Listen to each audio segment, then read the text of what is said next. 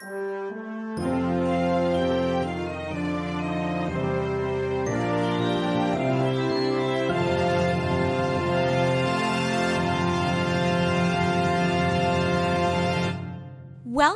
to Cellmates. Welcome to Cellmates. My name is Kate Phillips. I'm Dick Ward. And together, we co-host this podcast that you're listening to. You seem surprised, Dick. You said together. Together. We co-host This podcast. this podcast. That I kept waiting for you to be like, and together we are Cellmates, or together we host Well, Cellmates. I already said the name of the show. It seemed like you were building up for me to say something at the same time as you. Oh, no. And I didn't know what that was going to be. No. And your face looked like you were trying to say something at the same time as me. So, cool. Cellmate. We are a podcast that misreads each other's facial signals. Yes, which luckily you guys can't see. But what we also do is we love animated movies and we talk about them. We do. We generally choose two of them and we ring them through a Venn diagram, comparing, contrasting, analyzing, dissecting, squeezing all the conversational material out of them. Just like stomping the guts out of a mouse. Just like stomping the guts out of a mouse. Welcome back to Mouse Month. Mouse Month! If you've been listening in order, you know that it's a very momentous 12th of the calendar. Yeah. August is Mouse Month here just because we decided it was. Can we call it Mousetober? No. Oh. Mousegust. Mousegust? No, I don't like that. Ugmoust? Mousevember? No. Mousecember. I'm not talking about mice anymore after this month. There are more movies. There are some sequels we could do. That's fair. But 2 and 2 is quite enough. I still think we can just rename August. To Mousetober. Yeah. And then keep October. I see what you're saying. Yeah. Just get rid of August. Well, it's too late for that. We Yeah, didn't that's fair. check with That's the proper fair. authorities. We'll work on it next year. Dick, what are you drinking today? Oh, man. Kate, before I tell you what I'm drinking, can I tell you that the movies we talk about are often Disney, You sure could tell me that, but not always. often musicals, Not always. and often good. Not always. And I am drinking, I'll describe it. It's red. Sure is. It's got ice in it. It is a drink based on a drink that we found, that you found, full credit, called the Mousetrap. Yes. Last episode, we were looking for mouse drinks. We were not looking for ways to kill a mouse drinks, which apparently there are more of. Yes. Found 3 distinct recipes with totally different ingredients for something called a mousetrap. We chose the one that resembled most closely items that already existed in our kitchen. Yeah. So this one called for vodka and Sprite and some other stuff. And triple sec and orange juice. We don't care super much about Sprite, but we love ginger ale. Yeah. So we added ginger ale instead. And we did a citrus vodka. And it gives it a little bit more of a orange brownish juice. color because of the ginger ale. So Very- we're calling it a rusty mousetrap. All right. No. Is Rusty's a type of drink in general? No. He sips. Make sure you get your tetanus shots. No, isn't there like a rusty, what's a rusty nail? I don't know. It's a drink. Anyway. Well, mousetrap is an interesting name because we're not trapping the mice in these movies. That's correct. But this week has been a mousetrap week. Yeah, before we get started on the movies, Kate has had some adventures with mousetraps. I've had a very proud week. Can you? A quick rundown. We live in a New York apartment on the ground floor. Yep. That means that we have mice. That's correct. They're gone for a while. We do some maintenance to get rid of them, and they come back. It's just how it works out here. They do. And mice are dirty and filled with diseases. And so while you wanna may get rid of have them. the best intentions about, caring for the earth, sometimes they just have to die. If you're sensitive to mouse death, you might want to skip ahead a few minutes in this podcast. I mean, you might have wanted to skip that bit at the beginning where I said stomping on mouse guts. But yeah, well, that could have been a movie reference. yeah, so skip that bit. And go back. And then skip the bit. ahead, let's say, do you want to set a cookie timer? I don't want to set a cookie timer. We're already going to do that twice. Anyway, you could figure it out. Just skip ahead until you stop hearing us talk about mice. Yeah. So we have had luck with various traps. Yeah. We don't do live ones because, like, what's the plan after that? Like, taking it on a subway to Central Park? I'm not about to do that. No. So we've got some snap traps. We've got some glue traps. The snaps worked for a while. Mm-hmm. We caught a few. Great. It's disgusting, but not too much because they're hidden. That's fine. But we put out some glue ones too because our recent batch of snaps weren't working. And so we have caught 2 this week. That's correct. Hooray for us, bad for the mice. And I just want to rush forward to the point of this story because people don't need to know about our various mouse traps. The first one died of natural causes, stepping on a glue trap. Yeah, we've caught some mice recently, but most recently, Kate was home. She saw a mouse walking across the floor. Walking, not and scurrying. I will let you take it from here, Kate. Oh, kind of like a cat. Kind of like a cat. Well, what I did was I picked up a glue trap and kind of on a whim tossed it at the mouse. Real quick, a glue trap is like a piece of cardboard. Cardstock with glue on it. Great. That's it. It's a so you take plane of glue. You take this piece of cardstock with glue on it. And I toss it at the mouse, ninja throwing star style. I think in my head I was thinking it would land close to the mouse and maybe the mouse would get confused and then step on it. No, it hit the mouse, smashed it into under the mouse kind of, but it was enough force to smash it into the bookcase it was in front of. Mm-hmm. No blood was spilt, but I'm pretty sure the mouse was killed on impact and stuck to the glue in one fell swoop. It's amazing. It's the greatest thing I've ever accomplished. Maybe not the proudest in terms of like moral, but it was really cool. Yeah. And I, who am like a solid foot taller than you, am now terrified of you. Yeah. You've requested that I don't throw anything at you. Thank you. Anyway, so there are no mice in this apartment, knock on wood. And the streets are paved with something else. I don't know. Yeah. Whiskey. With mouse traps, although less now than before because they had mouse in them. They had mouse in them. Dick, tell us the untrapped, free to be who they are mice that we're talking about today. What? Well, they're not dead in these movies. Free to be who they are? Free to be in their movies. Or is this trying to be a free to be you and me reference? So this week, last time on Mouse Month. Last time on Mouse Month. We discussed The Rescuers and The Secret of NIMH, 7782. Disney and Don Bluth, respectively.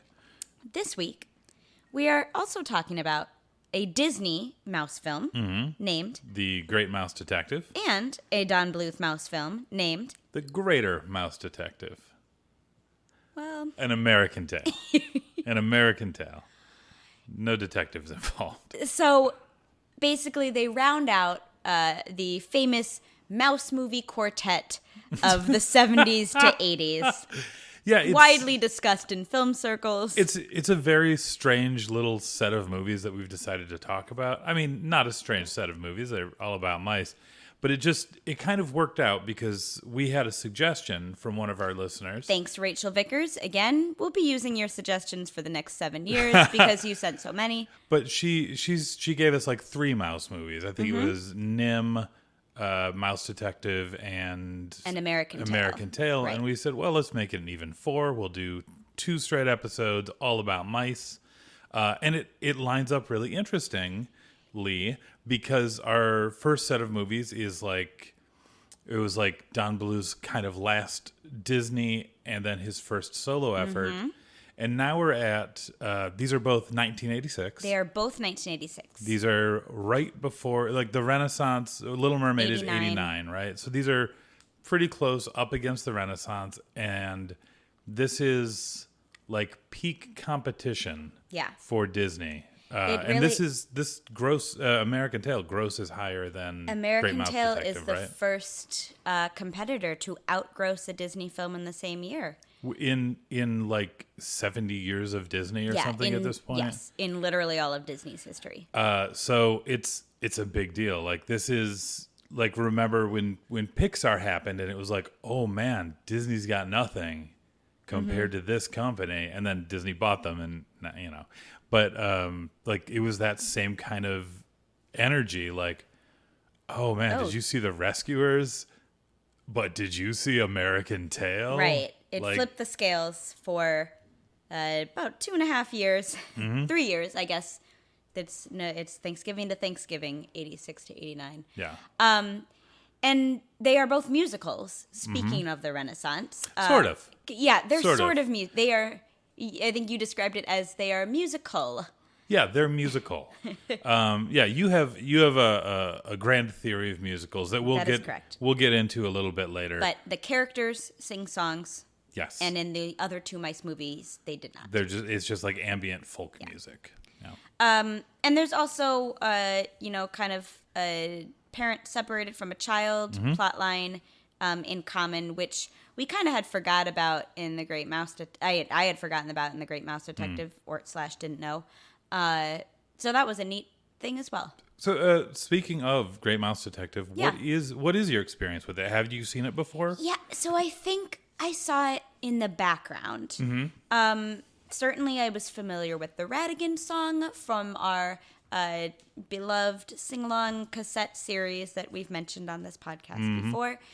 But I did like why else would I know the name Olivia of this like small mouse character that doesn't really appear in the rest of Disney? Yeah, we watched this movie and we talked about this movie afterwards, and I didn't know the character's name besides like Basil and Radigan. Yeah, so I must have had more contact with it than I thought. But it was not really a thing I grew up with. I think my brother liked it more than me, so there was maybe the tangential experience. But yeah, otherwise not a big presence, but I knew about it. Yeah. What about you, Dick? This was my first time watching this movie. This is weird. I think you said on maybe on the last episode when we were talking about The Rescuers, having that kind of like, oh, I've seen every Disney movie, or I've seen every animated Disney movie mentality, and then, oh, well, not that one, but does that one count? I feel kind of the same about Great Mouse Detective. It's like, yeah, of course I've seen Sleeping Beauty and Cinderella and Little Mermaid. Great Mouse Detective. Like probably, I don't know. But yeah, no, as we watched it, I realized I didn't know anything that was going on. I mean, I knew while watching it, I wasn't lost. But I definitely never seen it before outside of like clips from countdowns of like Disney's greatest villains or things like, the YouTube Drek that you end up on when you're home alone. Awesome. Yeah. So I'm a set a cookie timer. Yeah, you're gonna summarize this one for us, right? A different type of mousetrap. Because Because if you give a mouse a cookie, Yeah. watch out. Oh, it's just like giving a moose a muffin. You're gonna get a whole brutal. children's book out of it. Okay, so are you ready to start, Holmes? I am, my dear Dawson, and I'll start now. All right, go. So it's end of the 1800s London, and there's a toy shop owner, and he's giving his daughter a toy, but then a bat comes in and kidnaps him. What? The little girl, Olivia, goes to London to find the great mouse detective. His name is Basil, but she can't find him, so this kindly stranger, Dawson on the street, helps her find him. That's kind of weird, but that's fine. So they both get introduced to this Basil character. First of all, he's like, nah, I don't work with children. But then when she mentions the bat, he's like, oh, he must work for Radigan. This is a bigger, I want to solve this now. So they go on an adventure trying to solve the case. And Basil, when he's the Sherlock Holmes character, he gets clues, he processes them, and then gets on to the next step. Radigan is this rat, but don't call him a rat. And he is bent on ruling all of Mousedom. And so he has this plot. He has kidnapped the toy maker to build him a robot of the Mouse Queen to replace the Mouse Queen and then give him the title of Mouse King. So eventually, after a lot of chasing and action sequences, they find Ratigan, but Ratigan ties them up and leaves them for dead. He has this trap, and he tries to usurp the throne, but no, they escape and they foil his plan. And then Ratigan and Basil chase/adventure through Big Ben, and then they both fall. Oh no, Ratigan falls, but Basil comes back up on this little flying machine. Yay, he's saved. And then Olivia gets reunited with her father. And then Dawson and Basil unite as a crime-solving team and best friendship for many adventures to come, we assume. The end. I finished in time. 4, 3, 2, 1. Cookies done. Cookies done. Summary is done. Summary is done. Is that the first one you've ever done on time? I think so. That's impressive. Dick, I'm having a week. You are. I'm ninja starring mice. I am. You're just killing it. Coming in way out of the cookie You're killing timer. it and killing them. This is a week where I should get a lottery ticket or something. All right. Well, I will get you a copy of that short story. Thank you. Oh, no, shoot. The lottery ticket is the movie starring Bette Midler. The lottery is the short story. Is it definitely? Definitely. We get them confused. I don't. Okay. Except for just then, when I did. Well, Dick, as a first-time viewer, what did you think of the movie? It's pretty good. Yeah. I was surprised that I hadn't seen it, considering it was pretty good. I've seen plenty of movies from before that. Mm-hmm. And from after that, I just somehow I've never seen that. But Yeah. it was enjoyable. There was great action. There's a lot of good comedy. There's some really fun characters, some effective moments. Yeah, it was good stuff. I think each scene is done really well. Whereas in Rescuers, I was bored every scene, even some of the adventure scenes. Mm-hmm. I feel like the pacing was better. Just in 9 years, I think sound editing gets better. Mm-hmm. I think the directors do a really good job. 2 of the 4 directors are faves, Musker and Clemens. That's correct. There's a lot of it's basically the Renaissance team working on this movie. Yeah, and it shows. Yeah, it's Glenn Keane, it's Mark Henn, Ruben Aquino, the Andreas Deja. Like a lot of your animators who will do the biggest characters of the Renaissance are all on this movie. Mm-hmm. And you're right, it does show. Yeah. The characters are more expressive. There's a certain, like, I feel like it pays respect to old Disney in a lot of ways, but there's like a little bit more fluid. Like there's some more like, I feel like there are some definite advancements in this movie that lead us then to the beginning of the Renaissance and one of Disney's greatest achievements, Who Framed Roger Rabbit, and then The Little Mermaid. Yeah. As a child of squarely the 90s, I am almost literally too young to remember any of the 80s. Sure. But I was there. This feels like maybe the moment on the roller coaster, like right before the drop. No, that's the wrong metaphor. Anyway, it's like right before the drop, because the drop is the exciting part. The drop is the exciting part. Like I can feel that this is almost a movie that I recognize. Yeah. We're about to go. As an aesthetic genre. Like this is almost a movie movie in quotes, but something I grew up with. Whereas Rescuers seems very far away. Also, just of note, I think before we watch a movie from an era, I think we should watch part of a kid's cartoon show from the era, because that's fair. If you go back and look at this movie was beautifully animated. It doesn't matter if you compare, but if you look at the Transformers, which moved at 2 frames a second and was mainly just still shots. Oh man, this is a work of art. That's true. I've not thought about that as television. There's more episodes, so it's more done on the cheap. Yeah. What a movie must have looked like in comparison to other because for animated movies, the only comparison is animated TV shows. Yeah, for you can't really movies. compare You've got different directors and different genres of live action, but animated films are their own genre, so Yeah. you don't have any basis of comparison. Interesting. Yeah. Yeah. So that was dope. Yeah. So that was summer of 86. That's correct. And then Thanksgiving rolls around. Your And- favorite holiday. It is my favorite holiday. That's true. It's food based, Yep. and you get to see people you like. That's Yeah. great. And you get to make a turkey. You get to make a turkey. You do Yeah. a wonderful job at. Thank you. Thank you. I enjoy it. Yeah. So at this point in time, An American Tail comes out. Dick, did you could have been old enough to see this in the theaters? Yeah, Did you? I don't think so. I actually don't know. I'd have to ask my parents. I would have been 4 at this time, 4.5. So it might have been early for me. I remember speaking of, I remember seeing Transformers the movie in theaters, and I think that was like 89. Yeah. Might have been earlier. But anyway, I don't remember if I saw this in theaters or not. I do know that we had it on VHS, and I watched it like crazy.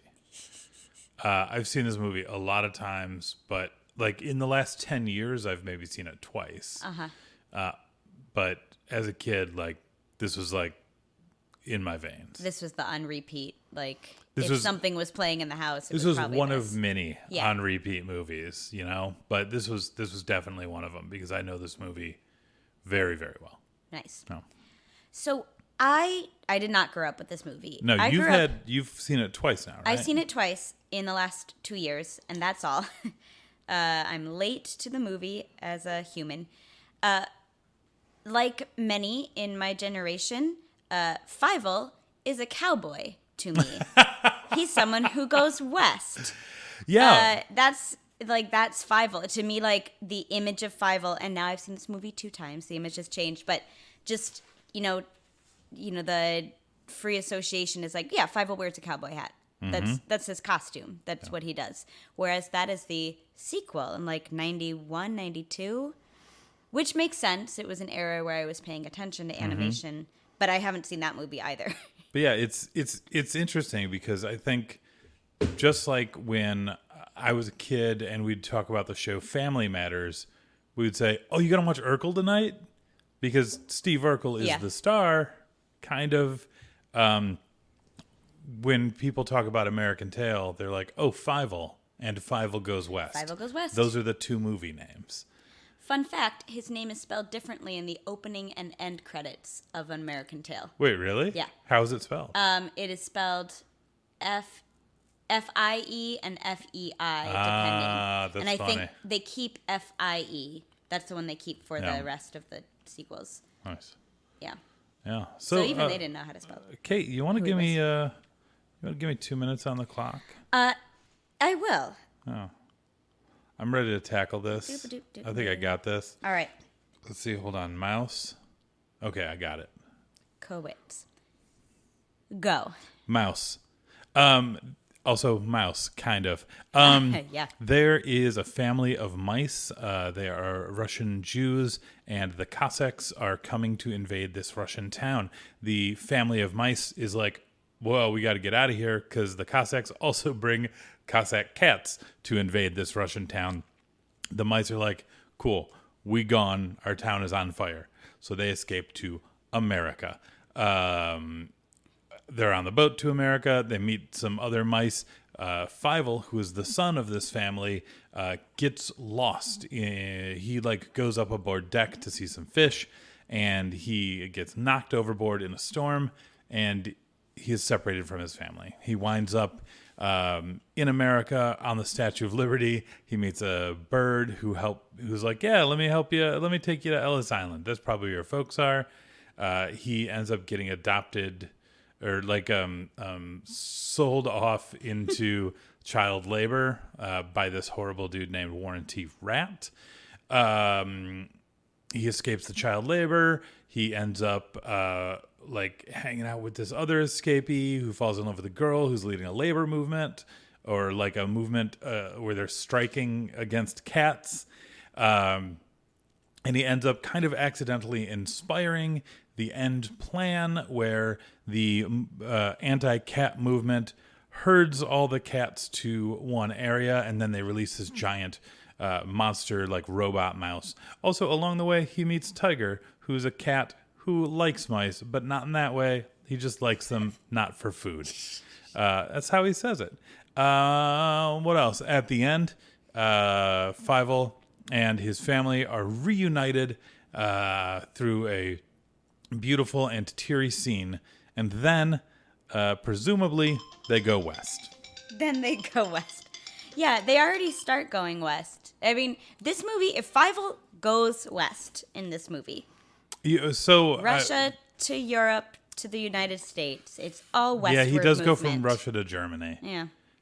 He could go east from Germany, go around the Cape, go around South America, and end up in New York. We don't see that journey, but from Russia to Germany is definitely west. So possible. So yes, he definitely goes west in this movie too. Does Tiger really say "I like mouse," but not in that way? It's like not in that way, or like not the way you think, or something like that. That's weird. Well, he means if he says, "Oh, I like mice," and Fievel is scared because he thinks he's going to eat them. The way you said it, I know. I realized different... as soon as it came out of my mouth, it had a different connotation. Okay, but no, he just. I'm glad we clarified. Tiger just meant that he did not want to eat Fievel. That's correct. Tiger's nice. Yeah. Yes, I am very glad that we watched this movie for this podcast in the last week, because the rest of my experience with An American Tail after not seeing it was seeing it 2 years ago. Yeah. When my boyfriend, the first time you saw this, you was like, "This is my favorite movie from growing up. This is why I love Don Bluth. This movie is so great. We're going to see it. You've never seen it? Okay, we're going to see it." And this is your first Bluth, too. This is my first Bluth. Yeah, full Bluth. Like, I've seen bits and pieces of Land Before Time. Anastasia doesn't super count. Anastasia is so very different from all his other work. Yeah. And we watched it, and... You reacted poorly. I reacted poorly. Well, if you've ever shown someone the movie played poorly. If you've ever shown someone a movie and you're like, "Hey, this movie, you're going to love this." Think of the exact way you don't want them to react, and that is how you reacted. You not only didn't like the movie, you hated the movie. I did. You did. To be fair, you were very unimpressed with it in that viewing. It did not meet your childhood expectations. It did not, and that's true. It was a weird bit where, like, I remembered every scene really well, which I don't remember anything really well. Correct. So I was like, "Oh, when like this is the part I remember of this scene. There's probably more," and then Obviously, the scene would end. There's filler connecting these two scenes, so it doesn't seem so random and arbitrary. Yeah, and there are some, like, I upon watching it again, I didn't like sense that as much, and I didn't. But yeah, the when I watched it with you the first time you watched it, like, I was less impressed, and you were very unimpressed. I was very unimpressed. This time, I think a combination of lowered expectations and seeing a lot of different animated movies, including, for instance, The Reef. Or Sharkbait. Yeah. That's just really there are no seen writers. What a bad working. movie looks There are like. no writers on this movie. Everyone's making it up. Yeah. In fairness, I am a fan of bad movies. that's I watch bad movies on purpose because I think it's fun. So I have plenty of experience with the worst of what movies can bring, and you had not seen The Reef yet. No, but. So now I have. I saw more connective tissue this time around. I was more invested in Fievel's plot, despite Fievel, which we'll get into later. Into the family reunification plot, let's say that. Yeah. I noticed more. It maybe went over my head, or I was distracted by other things. That there's a lot of ragtime in this movie. Also, that's known as history, Yeah. historical elements. There's a lot of historical elements, but a lot of those are elements of Yeah. the musical ragtime. The Not labor the music movement. genre, but the musical ragtime, which is one of our favorite musicals. Yeah, the immigrant experience, labor unions, child labor, which is interesting in a movie that seems very aimed at kind of trying to recapture Golden Age Disney. Mm-hmm. Like, I see a lot of Pinocchio in this, like in imagery and... Well, it wasn't too far from now that Disney tried to recapture the Golden Age musical with a musical about child labor. What you gonna do? I can't. Yeah, I Newsies, couldn't think of a Newsies. lyric It's on all the right. spot. But yeah, Newsies is kind of similar themes. It's like class struggle and workers' rights and stuff, which is a weird thing for Disney to talk about at all. But yeah, so like I don't know, maybe there's like an element where people are like, this is the thing that's gonna get them. Yeah. Spoiler for Newsies, it did not. It did not do well. No, it did not do well. Great movie. But it ended up being a hit on Broadway. So all you have to do is wait 20 years and some nostalgia and you can sell anything. Just put Jeremy Jordan in it. You're Newsies. good. I like Newsies. I like I've still not seen the original movie. Which we'll remedy. We'll watch a few more of the Reefs first, maybe before. I think that might be the case. Yeah. So it definitely. I mean, okay. So it seems like last round of Mouse Month, Secret of Nim, quote unquote, won against the Rescuers. Yeah. Do you see in these two movies, and this is not something we do on this podcast of like, we don't, movie wins? We don't give them like ratings. I mean, sometimes it's clear which one we like better, but do I see a clear winner? I assume is what you're going to ask. Yeah, or like what resonates more, like what ends up hitting you more? So I think there's two elements to it. I think that both movies are really well crafted. I think American Tail has, I think it looks better as a movie. And obviously it has more heart. Like there's, whether you like him or not, there's a main character who has a very real plight and a family who has a very real plight. And when they get back together, it's a heartwarming thing. Like it's the Disney happy ending. Yeah. Whereas Great Mouse Detective is more plot based, like more here's step one of the plot, here's step two. There is a family reunification piece. Sure. But it's not given much weight. Like It's not our main character. Olivia wants to get her dad back. It's a tertiary character. But she's also like having fun along the way. It's not like she's getting like sadder the more time it takes to get dad. She's kind of enjoying being a detective. But what Great Mouse Detective has over American Tail is fun. American Tail's fun, but Great Mouse Detective is a blast. It's funny. I don't think I really laugh at American Tail. There's a couple of moments. Great Mouse Detective is funny. There's amazing action sequences, and I think there's just the like adventure. For like lack of a better word, there's adventure in that movie, and that's exciting. And it's clever adventure. Yeah. I think when we talked about the Rescuers, you mentioned kind of the Indiana Jones benchmark. Which how would you describe that in terms of like what an adventure movie? I mean, Last Crusade is my favorite of the Indiana Joneses, but Raiders of the Lost Ark is the first one, and that's the one that came out between these two. Maybe Temple of Doom did, but Raiders is like the prototypical, action adventure, kind of based on the 40s serials or the 50s serials, and it manages to both forward plot and have tension and excitement and humor all at the same time. Like sometimes in the same scene, like. Harrison Ford will crack a joke and it like cuts the tension. The tension's still there, but like you get a little laugh right before the big scary thing. Yeah, anything but snakes. And it just, exactly. And it just mushes everything together in a beautiful gumbo. And I think a Great Mouse Detective, like, absolutely like took from that and took from, I'm not saying Indiana Jones is the first good action movie, but but like Great Mouse Detective definitely learned from that and from other really like good action movies of the time. Yeah, the action sequences are really tight. There's a lot going on. There's like several instances of kind of Rube Goldberg style mechanisms, and they're delivering funny quips and doing character-based things. So it was super enjoyable. Yeah.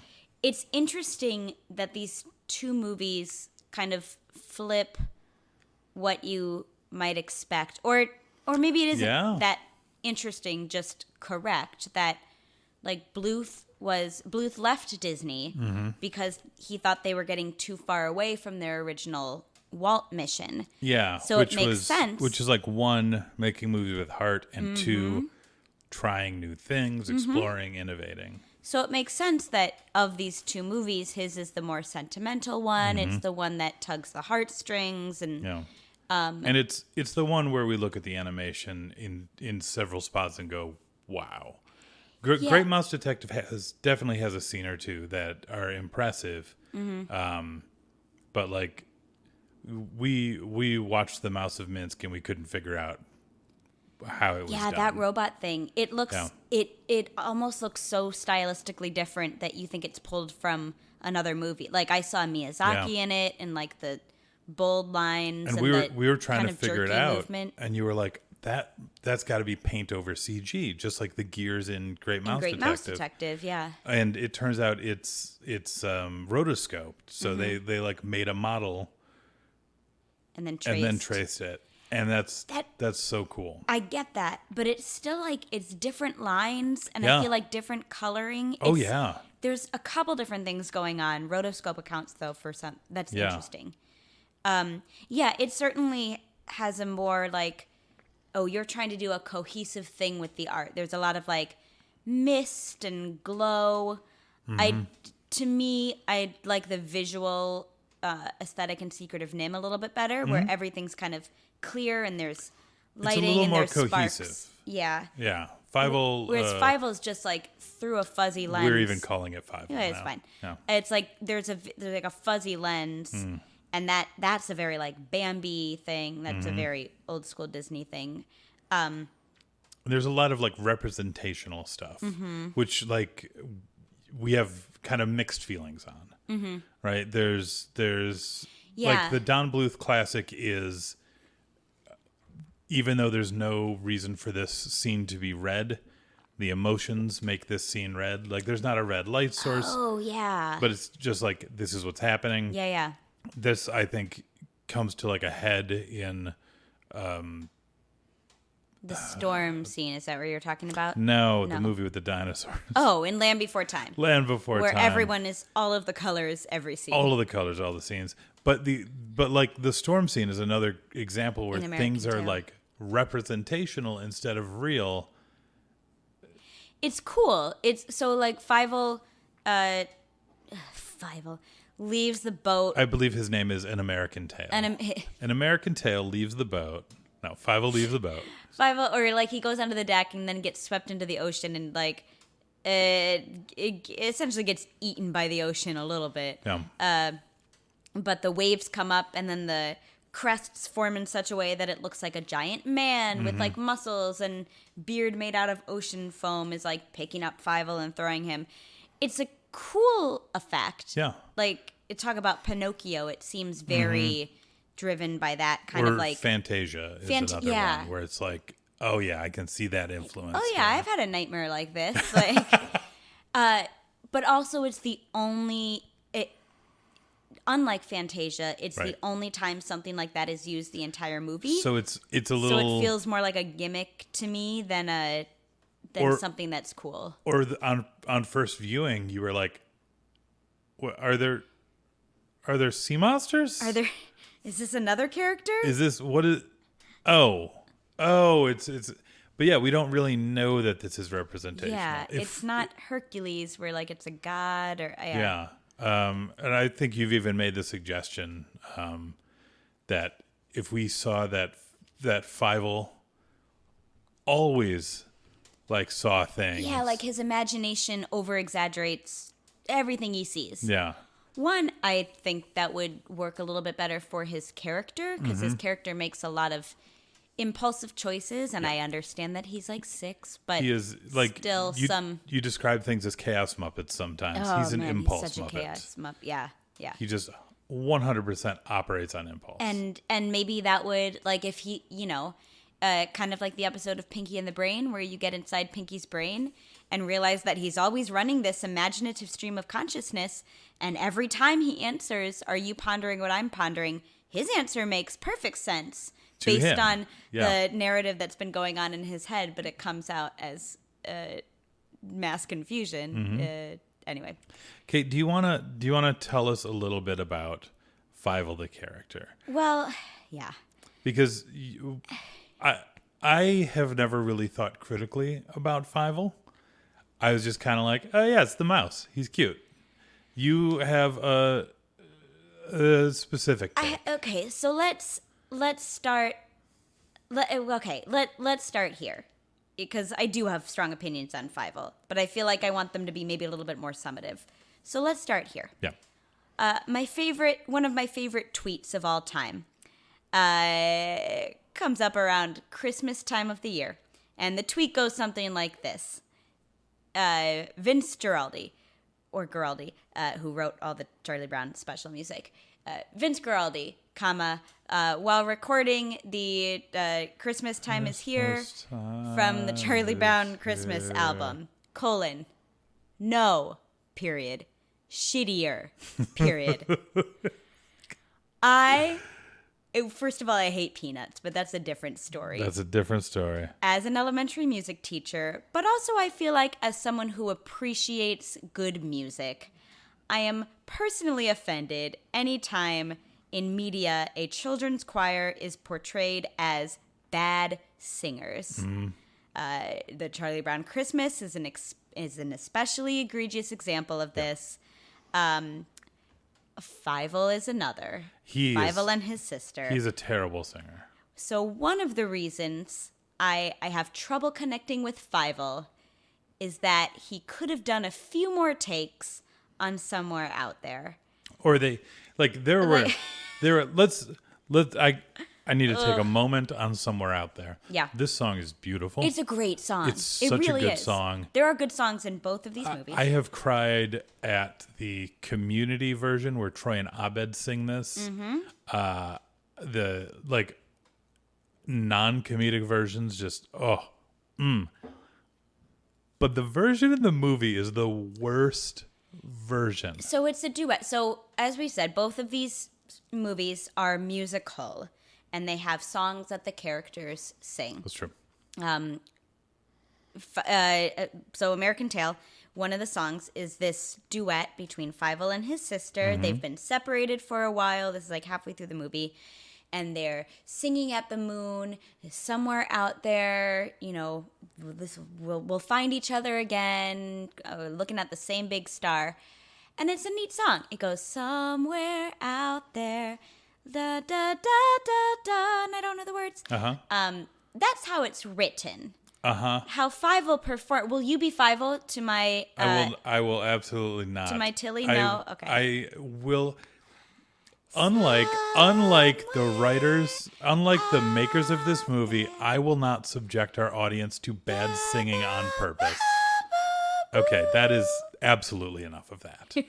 That hurt my ears. Please don't do that again. It can be a beautiful scene. All you had to do was edit some takes together. Yeah. Just have them sing the high note in isolation with the big breath before it. Or hire a different child singer. Jonathan It Taylor worked for Thomas Lion can't King. sing. Hire Jason Weaver. Doesn't matter. That's fine. It's fine. Who's the jerk kid on Full House? Aaron Bailey? Great. Oh, no, Derek? Derek. You mean Derek. Yeah. Hire Derek. He's probably a better singer than Fievel. Oh, yeah. Right? Just someone. He might be 1 year old at this point, but I don't care. Yeah. If he can sing, cast him. It's fine. No, it is. It is distracting. We have some thoughts on why this happened, but yeah, it is distracting that these children are singing so badly.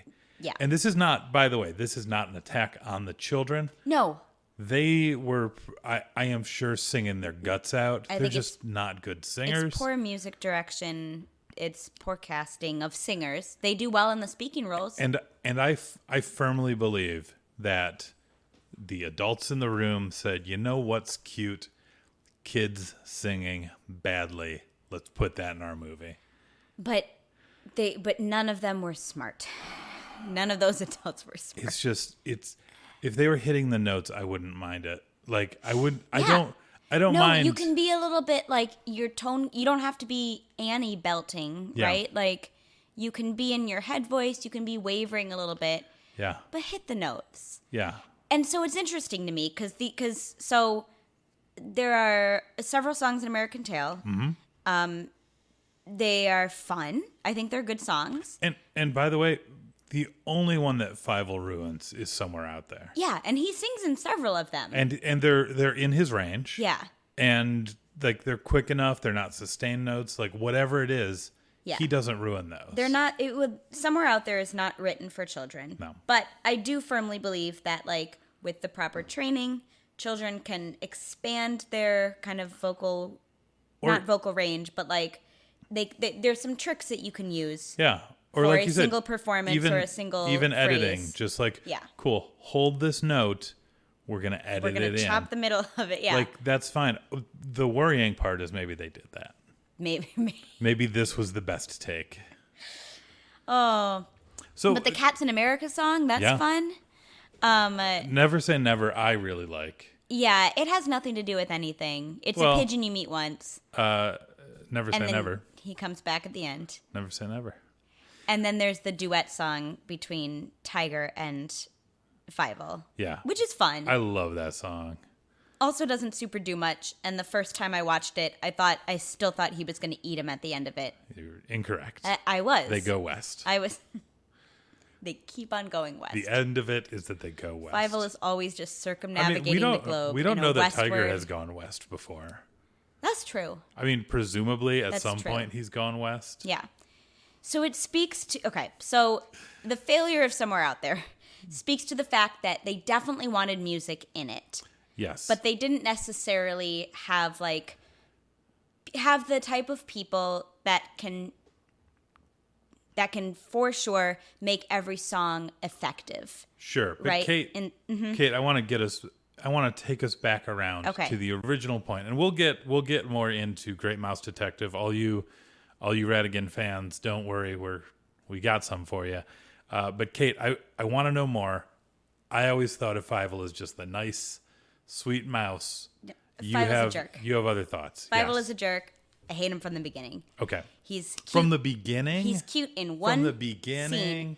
As soon as they get chased out of their home, I'm out, right? Like, he finds his way off from the family track, even in that, like, Cossack scene, right? Yeah. He's, like, He bad. leaves the house to go fight cats. He's bad at being a child in a family. Like, so he almost gets eaten by the cats and almost causes chaos because he runs off from the family. Not safe. Not a good idea. Right. His mom says, never do that again. And Fievel laughs like it's funny. No, Fievel almost died. Yeah. He doesn't know. But he's being told, you almost died. Anyway, they get on the boat. Fievel's slowing them down, asking what everything is. People are running into him and yelling. He just needs to keep moving forward. And his parents need to be enforcing this. It seems like maybe this is a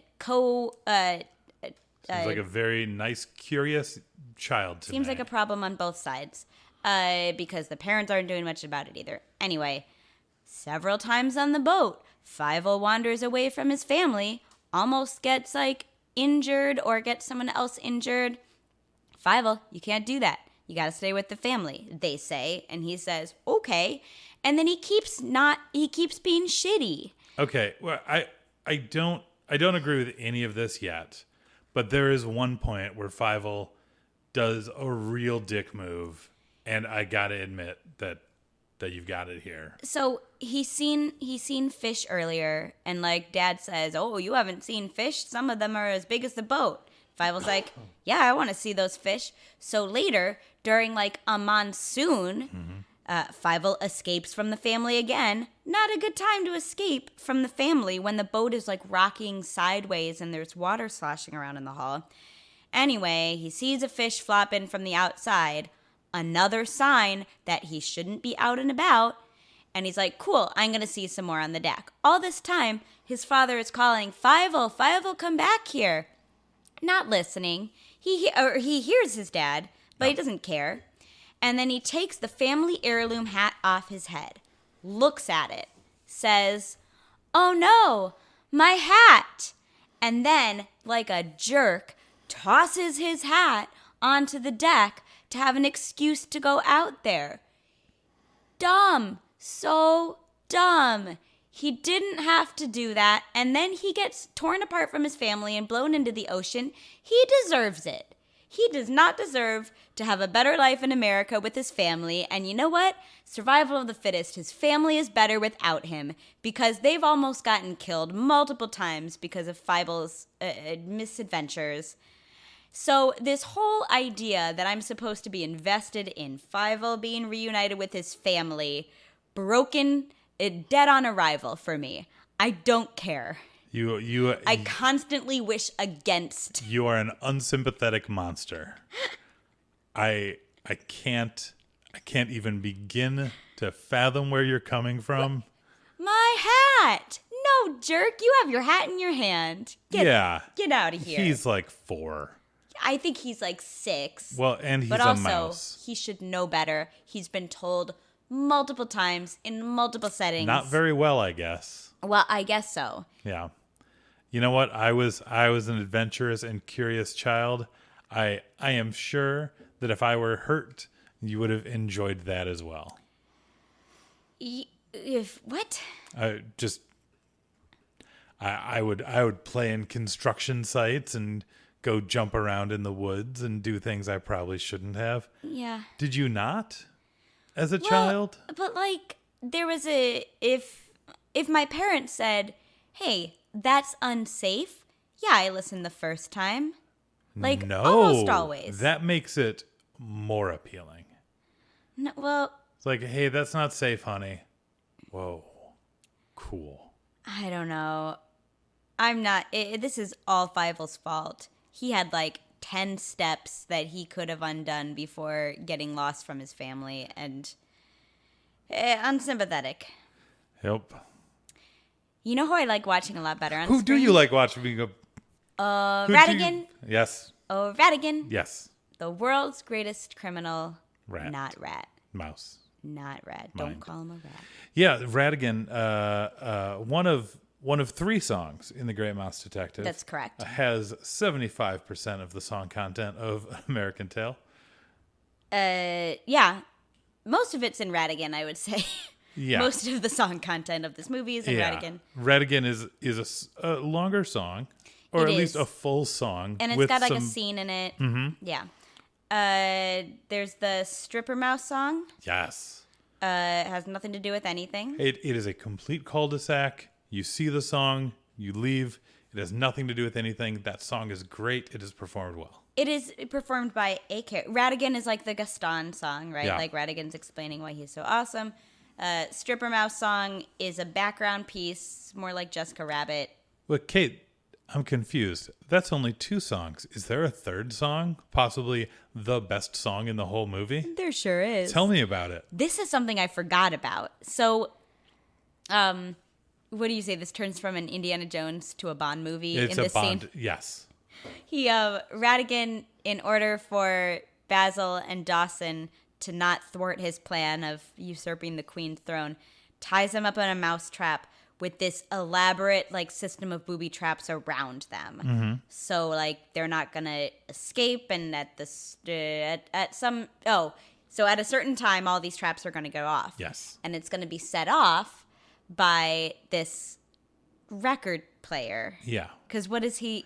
So Radigan has like a piece of string tied to the record player arm, and when it gets to the end of the record that it's on, like a gun is going to go off and an axe is going to fall on them and a mousetrap is going to go off and a camera is going to go off so he can watch them die because he won't be there for it. No.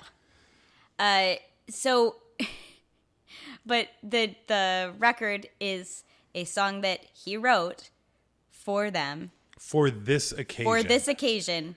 It's called Goodbye So Soon, or Goodbye Something to You. like that, yeah. Goodbye So Long. And it's Vincent Price plays Ratigan. Yep. He's awesome. Yes. Singing this like Tiptoe Through the Tulip style, like da da da da da da da da da da da da. But in a like so an octave or two down from Tiptoe. But yes. Yeah.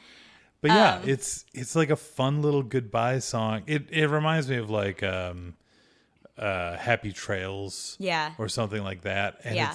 it's so sadistic. And like you hear a verse of it, and then it just keeps playing as Basil and Dawson talk out what their plan is going to be and this whole enact it. scene It's is happening. hilarious. Oh. Great use of music, Yeah. of diegetic music, in a way that just reminds me of something very modern, like kind of like the Lego Movie or something. That's just, there's something going on in the background. And that's the only non-diegetic song, the only song that like a character is singing out loud in this movie is Ratigan. Yeah. The second one is a character singing out loud, but she's not like expressing herself. She's literally performing a song. Singing. Yeah. Ratigan is, Yeah. monologuing. Which is really interesting as well. Yeah. So the songs are good. Yeah. They aren't quite like what I consider to be like modern musical theater yet, because they don't necessarily, besides Ratigan, they don't really do anything for the plot or the characters. The Goodbye to You song is in a scene that does something, but the song specifically doesn't do that. And you've said that, obviously Ashman and Menken coming into the scene completely turned around how musical animation works. But I mean, they turn it into musical theater, which it hasn't been up modern to this point. musical theater. True. Specifically. True. Not just musical theater. But like a quick lesson on musical theater. Yeah. At what point does musical theater like kind of become modern? Yeah. So the prevailing date is 1959 when Oklahoma comes out. Because before Oklahoma, you have what you call your park and bark shows, where like actor or a group of actors stands on stage, sings a song in the middle of the action. The action resumes once the song is done. So it's like a dance number or some big like showcase for the performer's voice, but it doesn't have much to do with the story going on around it. Or if it does, it's like a comment on the story or a retelling of what's happened or something like that. Yeah. And so Oklahoma is the first one where you've got plot going on and characterization going on during the songs. Their conversations with each other or their internal monologues where the character by the end of the song has a different viewpoint or has a different action items than the beginning of the song. And so it's interesting because Disney starts moving away from music or away from as much music in their movies around the same time that Oklahoma and modern musical theater is being born. I mean, Peter Pan's got songs, Snow White. I mean, like all the old Disney songs. Yeah. But they're not what we think of today as modern musical theater. It's And, like- more stop like the story. Peter Pan has When You Wish Upon, or You Can Derp. Fly. You Can Fly, You Can Fly which is would be a considered modern musical theater. Well, I was going to point it as an example of not modern musical theater. yeah. Because the lyrics are literally said by the characters just before the song starts. So And I consider that. it's just sung by a chorus. Yeah, so Our characters aren't involved. I consider that part of the song. I think the song happens like twice through. Because they're saying it in rhythm. There's some music underneath. They like all the lines rhyme because they're the song I was trying lyrics. to help you.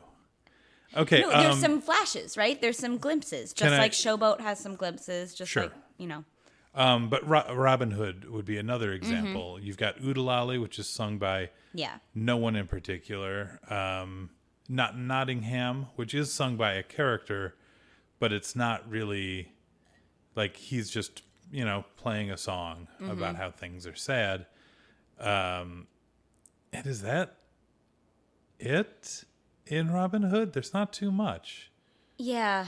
So it's like I haven't seen that movie they're in a very doing long these songs that are like kind of tied in, or they're incidental, or you go back to Snow White and you've just got like Silly Song, which is just a silly song because you needed a song at that point. Yeah, and same with Jungle Book. Like all the songs are Hakuna Matata, which Hakuna Matata serves a purpose in that movie. But yeah, so you've got good songs in Disney movies up to this point, but they're just more for fun. Yeah. And then Ashman and Menken elevate the form, like, hey, look what else we could do with music, and it works very well for the Disney company. Yes.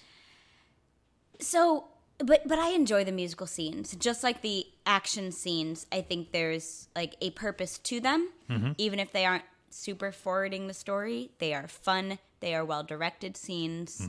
They're great.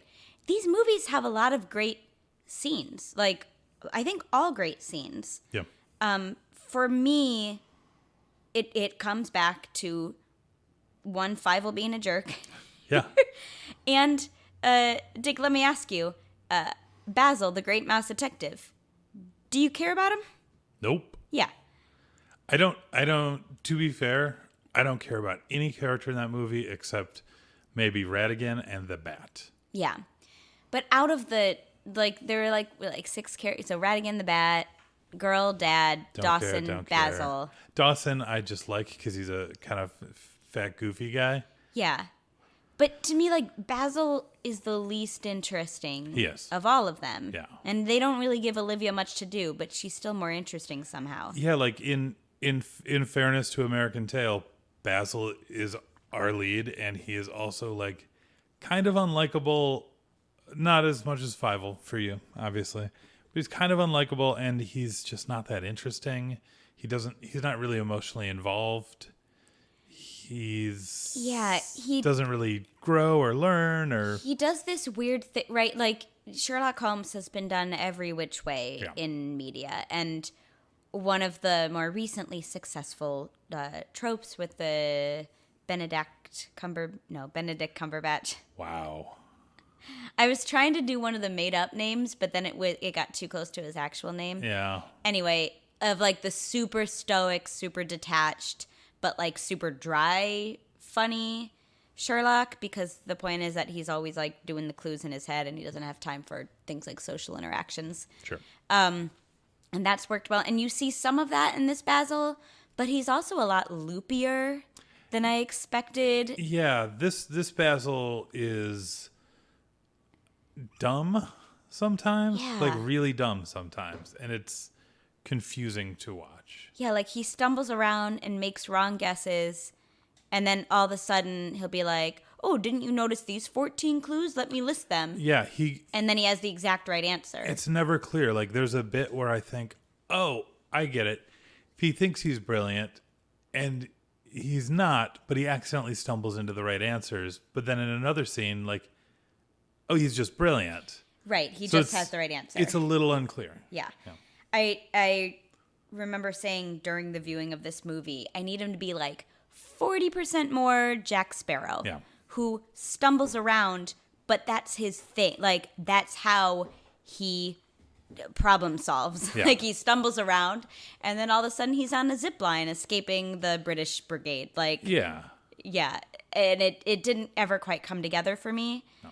And so, yeah, for me, both these movies are more a collection of really good scenes as opposed to a really good arc of a movie. I don't know. How do you feel? You have more attachment to one than I have to either. But I think so. For me, I think American Tail generally works. I think it generally works as a movie rather than just a collection of scenes. Because I think there's enough that ties it together, and I think you have a really strong resolution at the end. I think Great Mouse Detective, I mean, obviously it works as a movie. It was a blast to watch, but it just lacks, like the ending really lacks. There's Yeah. there's resolution, but you don't really care that much about it. And you kind of knew it was going to happen. So it's like, Yeah, it's not given weight enough for you to care. Yeah. Yeah. If I may invoke my right to talk about Star Trek now. Yeah. Patrick Stewart plays Jean-Luc Picard on Star Trek Next Generation. And I guess on Picard, which is coming out soon. I don't know. But on TNG, he is the captain of a starship. And like, obviously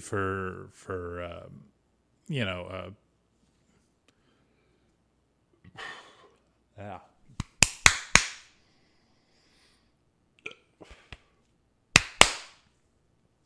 Obviously for like business reasons or for military reasons, he has to be a little bit detached. He has to make these very difficult decisions, But we also see that he's like really bad with kids.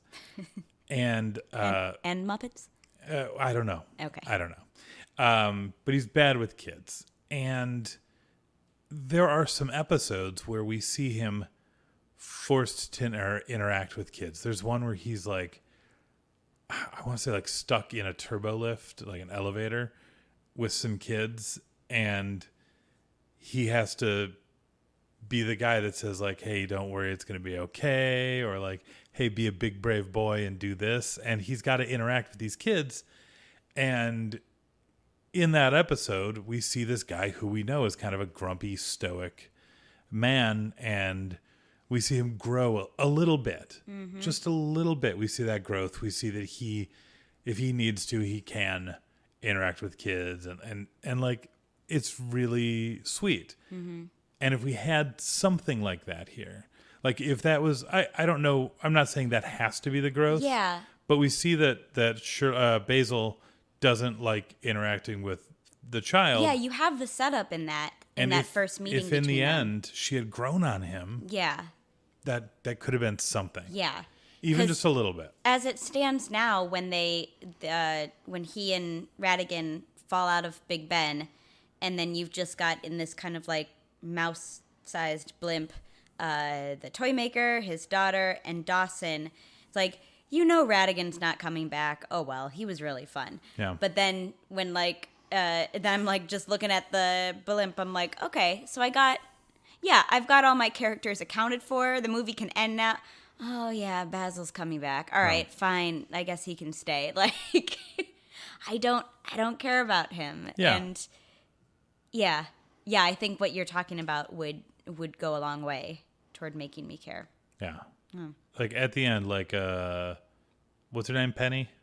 What's Penny's name? No, I wish it was Penny. What's Penny's name in this Olivia. movie? Olivia. If Olivia had like given him a kiss on the cheek and like he like grumbled and then like tousled her hair or something. Yeah. Just to be like, oh, okay. Yeah. Like just something. Yeah. Yeah. Yeah. Yeah. So these movies I want to jump to a little bit of the historic context of these movies, as we talked about earlier.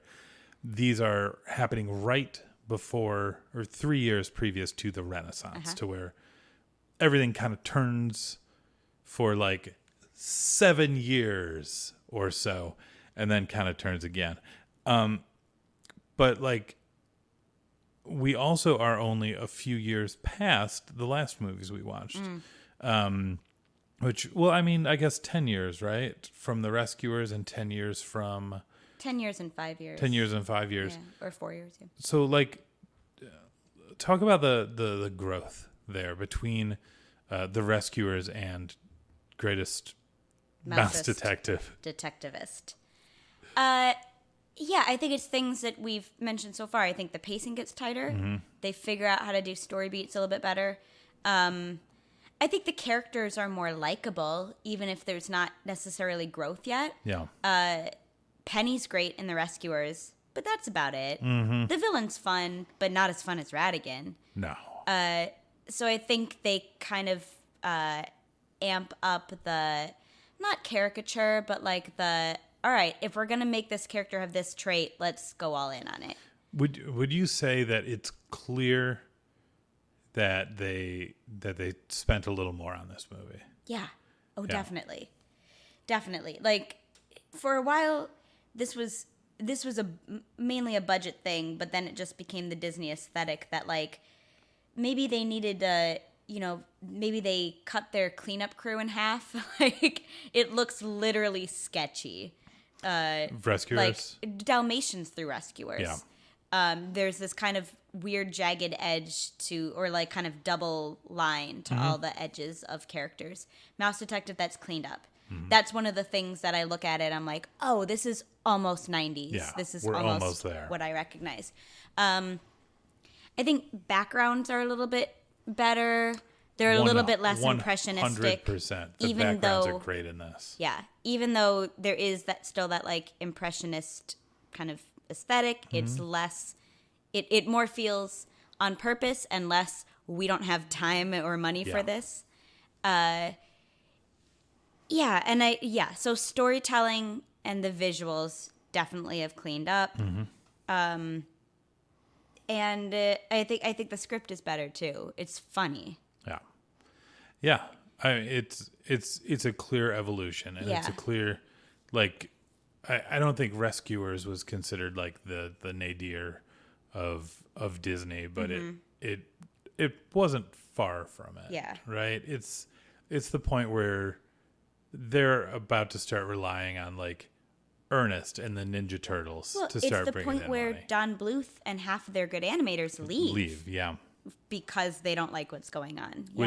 Which gives opportunities to some of the younger guys coming up. It sure does. But it also it breeds NIM. It breeds Rescuers. Land Before Time. Yeah. Which is quite good. NIM. I know. American Tail. Fievel. And the Fivelers. The Fivelers. Yeah. As more of the resident Don Bluth guy of the two of us, what do you think evolves from NIM to American Tail? So in NIM, I think there was intended humor, but I don't think it really worked. Like the bit that we found funniest was Mrs. Brisby dealing with Jeremy he was like a burden. But I think Jeremy was supposed to be funny. Yeah. But the thing about Jeremy is he was like, it was like, here's a scene of something really important happening. Here's Jeremy. He's going to make you laugh. Yeah. Now we're going to cut back to this scene. Sure. And it felt to me like Don Bluth was a little bit afraid of being funny, of being heartfelt. Like, I think we said NIM, they were aiming for a PG rating, but didn't get it. And I think it kind of shows. Like NIM, really, really good movie, maybe a little over serious, and maybe the comedy is a little bit pushed to one side. And I think in American Tail, that all got embraced. I think it was, hey, it's fine. This is going to be a family movie, and we're gonna go for it. And I don't need to show that I'm a serious animator. I'm just going to make something great. And so I think the levity was there, and I will say also, correct casting for Dom DeLuise as a chubby cat that can't stop laughing and is a goofy sweetheart, as opposed to like a clumsy crow that just looks like a crow and sounds like Dom DeLuise instead for of himself. some reason. It's like, it was not great casting in NIM. It's great in American Tail. I think they're going more for like some stock characters. I mean, they make use of all the immigrant groups they're trying to represent. There's like a sassy Italian, rabble rouser that Fievel meets, and there's the Irish lass, and there's the French pigeon voiced by Christopher Plummer for some reason. So they kind Madeline Kahn. Madeline Kahn. Just being Madeline Kahn. Madeline Kahn has been in 2 of the animated movies that we've done for this podcast. Neither of them, I don't think, uses her to her fullest potential as an animated voice. Yeah. She's freaking Madeline Kahn. She think should be the this- most funny part of her movie, and I haven't found that to be true in either. Or just an interesting part. I don't know. Yeah, I think she's used well here. Yeah, better than My Little Pony. Because I think she gets to be funny. A lot of the jokes are on her pronunciation, Yeah. which is kind of a bummer because it's not great. Right. But I think she gets to like overact for fun in this, and I don't mind her. She's not as good in this as she is in like pick a Mel Brooks movie. But I thought she was pretty well cast. Yeah. I thought she was fine. Yeah, it's interesting. That levity piece that you're talking about, I think, is evident. And for me, there's like a little bit of overboard in that no 2 sets of characters are connected by anything but meeting Fievel. And it's if I don't like Fievel, which I don't, then it's hard for me. Like, there's nothing else to hold on to in this movie for me, even though the scenes are fun. I'll say they're connected by 2 things: is Fievel and let's get rid of the cats. Yeah, that's true. This isn't quite like this isn't like Frodo. He takes the ring and he forms his ragtag band of adventurers, right? Like, this isn't a grand quest, but I think that is something that ties them all together, is like the experience of being mice in a cat's world. Yeah. Or whatever Don Bluth thinks a cat is. Let's talk about it. Let's talk about that. So one thing that remained consistent from Secret of Nim to American Tail is that I'm not certain Don Bluth has ever encountered a cat in real life. I understand they're big and scary. Your argument is that my argument is that just like how the waves aren't actually giant men, cats aren't like these are not actually cats that roar, but to a mouse, a meow would sound very scary. Yeah, it's the thing that kills you. So these just cats. But I will say, to be fair, eagles don't sound like they sound in movies either. Okay. They don't yeah, do it's more that. of a hawk They sound. don't do that cool scream. Yeah. That's not what an eagle sounds like. Okay. That's but fair. it's cool to make them sound like that. But more people have met a cat. That's And the sounds fair. that Don Bluth's cats make are roars, yes. snarls, Yes. like a Doberman, Yeah. and then straight up, ow! Yes. One howl. And one howl. Cats don't make any of those sounds. Yeah. I Well, think the snarl is more like a purr, right? Like, it sounds like a wolf in his movies. That's fair. And especially like, well, no, these cats too. But And they like bare their teeth, which is Yeah. also something that cats Cats don't really don't do, They no. like lift their lips to bare their teeth. They're scary. They are effective, yeah. but not convinced Don Bluth knows what a cat is. I will argue that it doesn't matter because they're awesome. And also, I want to talk about my favorite movie of all time. If I haven't talked about Spielberg enough today, I'm going to talk about Jaws. At the end of Jaws, That's which you correct. still haven't seen yet, No, not or all you of haven't it. seen the end yet. The shark gets blown up, and as the shark is sinking through like a bloody mist, you see the dorsal fin like kind of fall, and you hear a roar. Sharks don't roar. No, they don't. Dead sharks especially don't roar. But the sound is representational. Sure. It's like it's symbolic of, like how old sharks are, and that they are an animal that has been around since the age of the dinosaurs, and stuff like that. Like there's a reason for it, and I think just like the representational visuals in this movie, I especially don't mind the cats making terrifying sounds. I think it really, really works. Yeah. All right. Yeah, I guess just on a short note before we wrap things up, these are both interestingly period pieces, and the other two are not.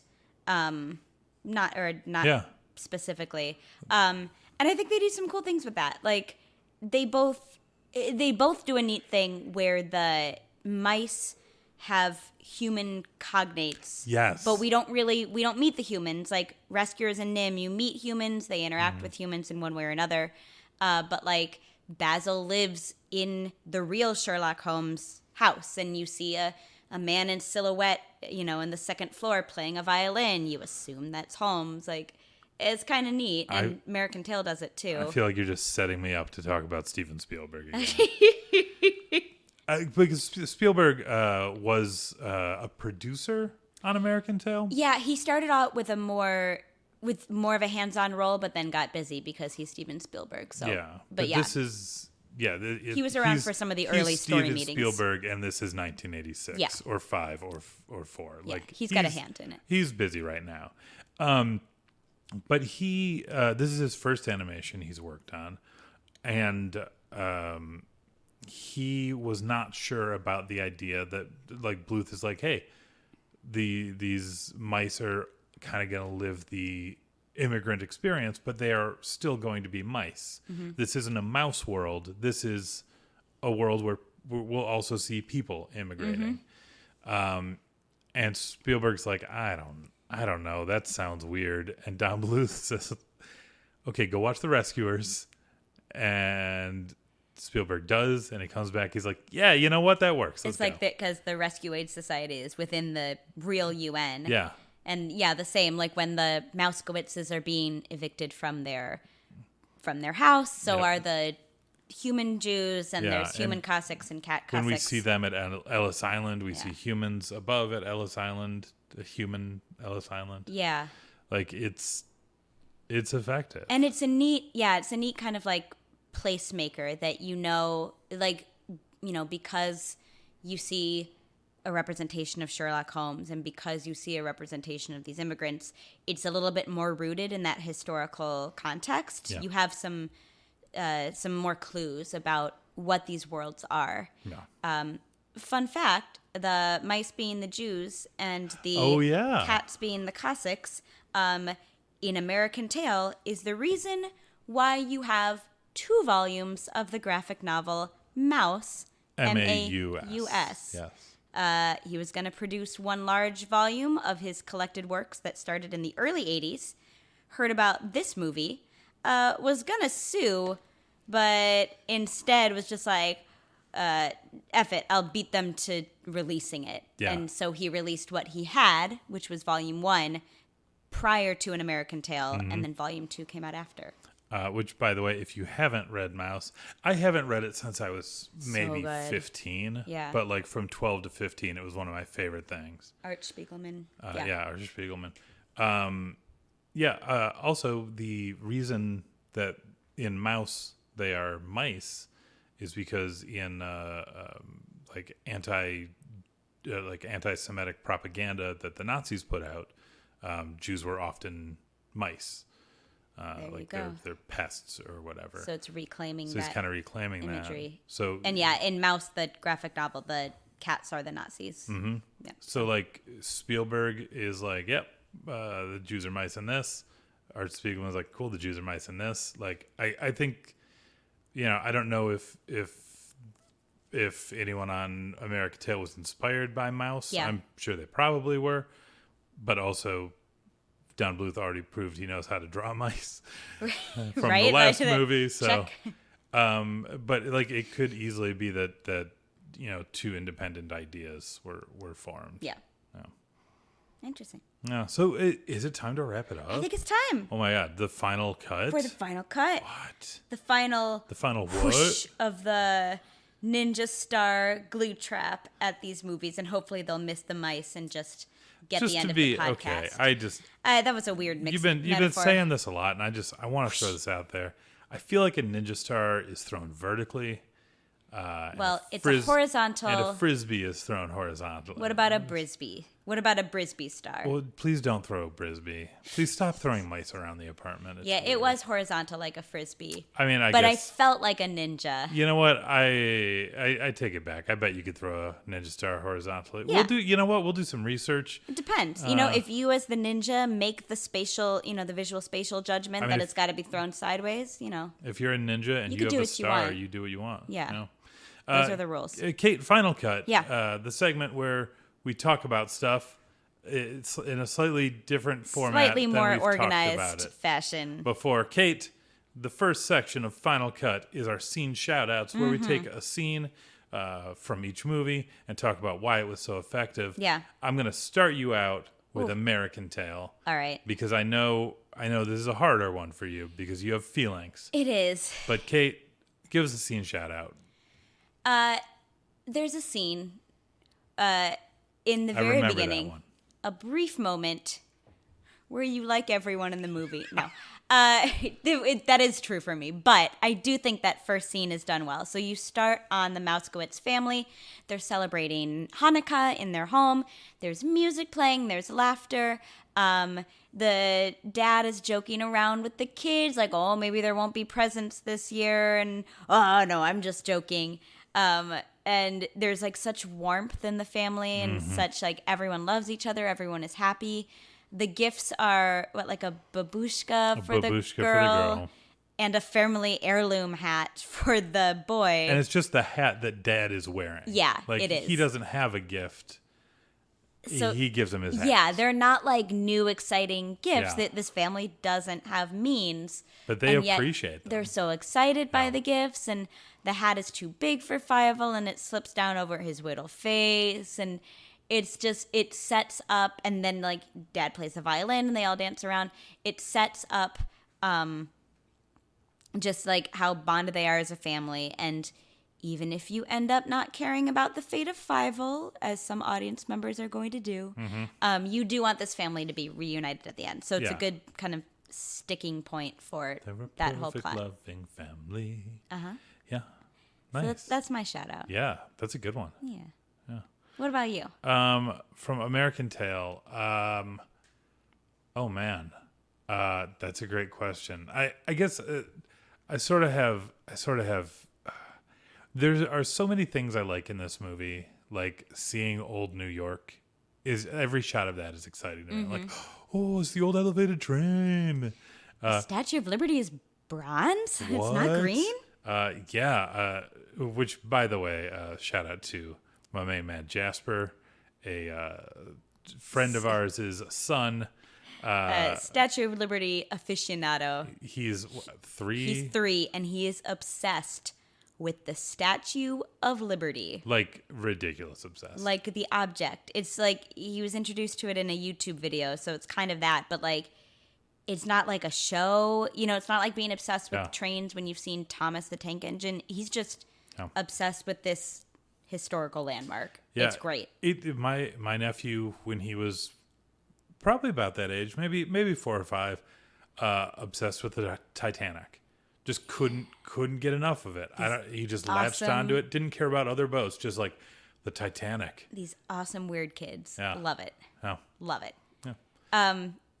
Okay, so Old New York, is that No, Old New York is really cool. I love like seeing little hints of the immigration where like I think the daughter's name is Talia, and then it gets renamed to Tilly, and she's like, "Why'd they rename me to Tilly?" Yeah. The details are great. The details are great, but if I'm going to shout out a scene, it's the final scene in the movie, the family reunion, where Fievel has basically given up hope. Throughout the movie, he's heard or thought he heard his family over and over again, and they've almost crossed paths, and we see them even in the same shot, like going different ways on different levels and stuff. And so his family is like passing by him, calling out his name, and it doesn't even register because I think it's like he's blocked it off. Yeah, like he's like too many false alarms. And then something triggers, and he's like, "Oh wait, that is my family." He goes running towards them. They're all riding on the cat tiger, and Papa jumps off and starts running towards Fievel. They're running so fast that they just run right past each other. And then they come back. Papa jumps like through like a little waterfall in a storm drain.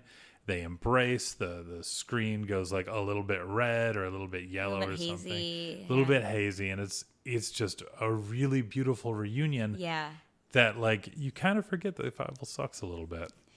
I do. I like this scene makes me tear up. Yeah. And I don't 100% believe it's earned, but through the strength of the father and just how well done this scene is. Who, let's face it, great character. Yes. Like, I love Papa. Yeah.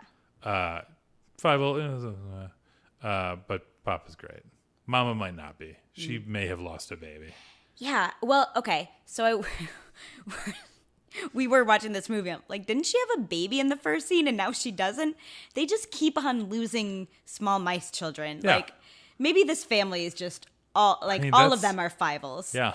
I was reading that because of like some reshoots or like recuts, there were some things that went missing, including the baby.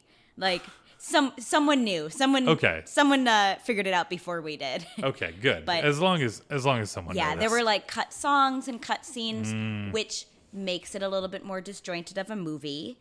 The more I read about it, the more I'm like, all right, this isn't like all 100% the intended movie. Right.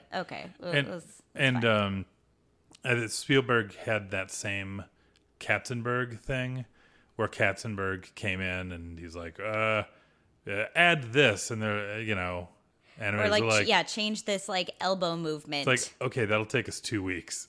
What? Spielberg had that same thing where he's like, oh, can we do this? I'm like, well, we can. Let me tell you what goes into doing that. How important is it to you? Yeah, like on a 1 to 10. Yeah. Just like let us know and we'll gauge from there. So yeah, that ending scene is gorgeous. Yeah. Yeah. All right. Scene shoutouts for Great Mouse Detective. Okay. There are a couple. Do you have one ready to go? Yeah, I've got one ready, and it's a small scene, but it's so I mean we've already talked about the Radigan music. So if we hadn't gone on and on about that, that's my scene shout out. But I feel like we've already gone there.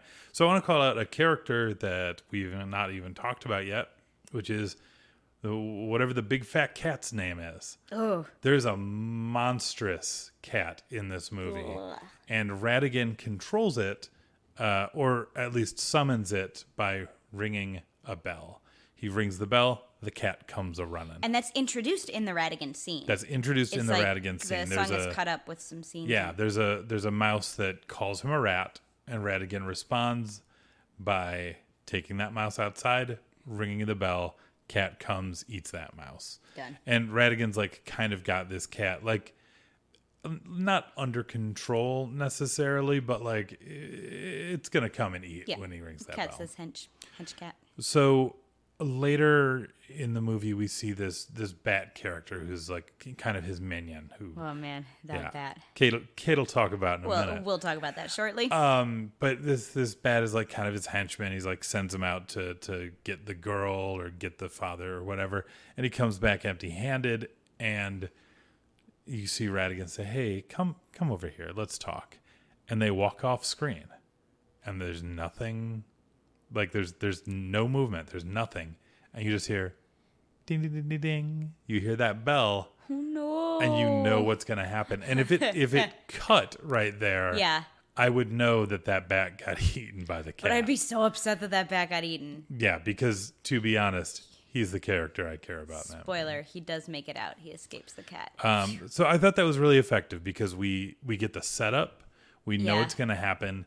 And then later it uses that setup and just uses the sound cue without visualization, without anything else, just to let us know what's about to happen. And I thought it was really effective. It's such good direction. And it's something that you had mentioned Fievel gets faked out a few times in the movie thinking he did his family because Papa plays the violin, and I didn't notice this till you pointed it out to me. Whenever he, like a couple times in the movie, he says, "Papa, Papa, and it's because he's hearing violin music that's either coming out of like a phonograph or like Or some someone other else is character is playing it.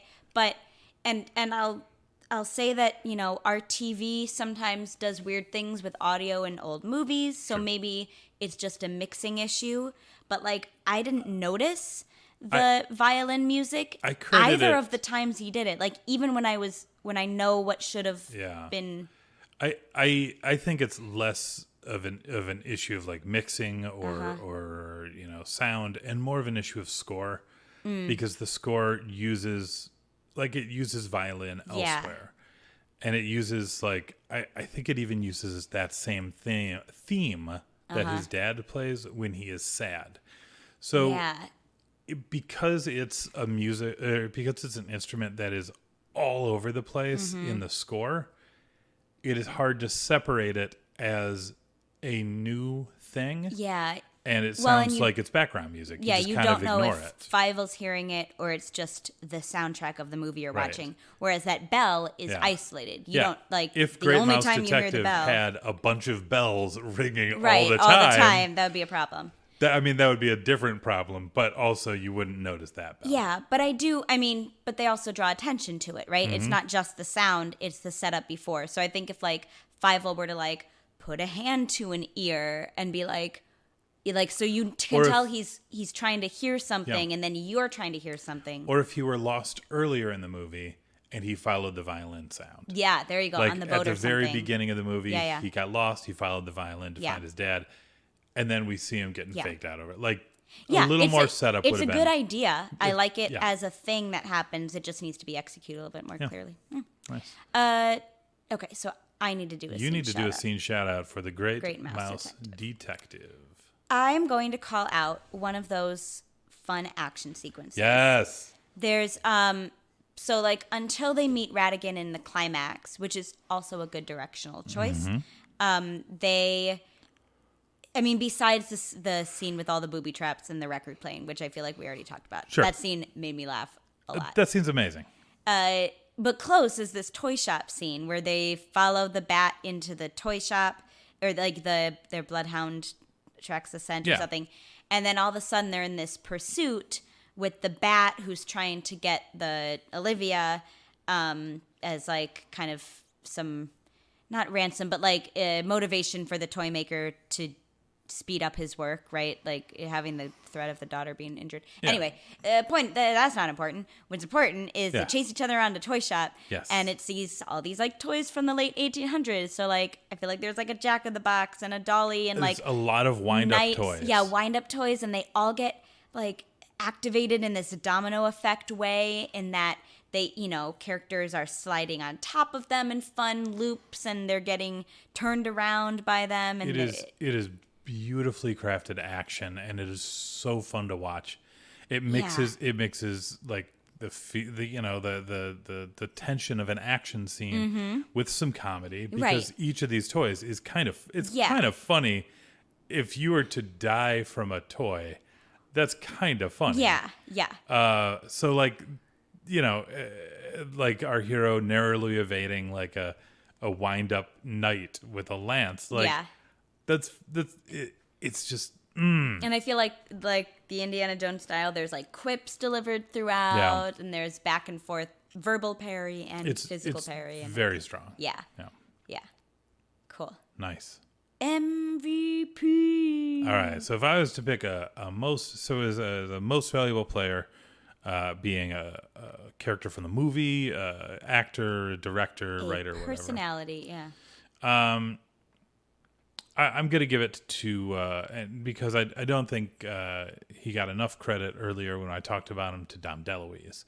Dom DeLuise is hilarious. He's like Burt Reynolds' friend. I assume he's like highly problematic. I don't know. He's hilarious. No one look it up. I love him in like the Cannonball Runs. I love him in just whatever thing I've seen him in. And I love him in American Tail. The exact opposite of how I felt about him in Secret of Nim. He's funny. He's charming. He's sweet and vulnerable. And like, I kind of feel for him because like you see him, like he is not a cat that has friends, or like he has friends, but those kind of boys aren't your friends. You know, like he hangs out with a crew that doesn't really care for him, and you know he finds Fievel and they're kindred spirits, and it's very sweet, and like that sweetness and that humor go a long way, and it's clear why he's back for the next movie. Yeah. And one of the reasons I'm excited to watch Fievel Goes West at some point. We'll have to wait for next Mouse Month. Well, yeah, we'll see. Yeah, his verbal stuff is fun. Like I was telling you, if I didn't know that's just exactly the way Dom DeLuise sounded, I would say, oh, this actor's doing a very strong Burt Lahr impression. Yeah. Like he does some of that like laugh and the like kind of that put him up kind of vibe, but you know he's not gonna hurt. It's nice. Yeah, it's great. What about you, Kate? Do you have do you want to we could just skip over you. You probably don't have an MVP this time. That's fine. Let's go on to the next thing. No. I got MVP. I got MVP. There's this bat. The first time you see him, he's kidnapping a toy maker, very like terrifyingly. Like he's got scary. this evil laugh, like like it's a weird evil laugh. Yeah. The second time you see him, he has a checklist in his hand that he's got from Radigan, and he's like, you can literally see it. He's got 4 things he needs to do. 4 things, and he's just talking to himself, and he goes, "Gears? Yeah, I got gears. Tools? Yeah, I got tools. Girl? No, don't have girl. He just goes. It's so weird. Both the the words that he's saying for this kind of movie and the delivery. Yeah. So weird. The way he says it, like, I got gears. It's like, I feel like one, he's trying to like reassure himself and also pump himself up. He's like, yeah, I got gears. Yeah. I'm doing good. It's such an interesting like kind of just slightly off delivery, and it's a blast. And then the rest of the movie, that's kind of his personality. Like it's like I don't even know a like sidekick to compare him to, but he's lovely. Always that voice, always saying something just a little bit off of what you expect. I think you said he was like a little Dougie. Oh, yeah, like Doug from Up. Yeah. The dog from Up. Yeah. Just like, this doesn't quite fit into this movie, but I'm here for it. Yeah, it's great. It's just weird. Yeah. So much so that, like, he is a villain, but when that cat comes, you're, oh, no, don't kill the bat. I love the bat. You were very upset when that cat came. Like, they won't actually do this, right? No, he's too good. And they don't. But I love him. Yeah. Yeah. Kate, let me ask you, like, on this character note, if you were going to do a crossover, if you were going to cross over, and again, this can be characters, this can be actors, this can be creatives, this could be whatever. If you're going to cross these 2 movies over in some way, how do you do that? What do you do? So, I am going to start by switching our child mice leads. I'm gonna put Fievel in the Great Mouse Detective in the like Olivia role. You can keep his name, that's fine.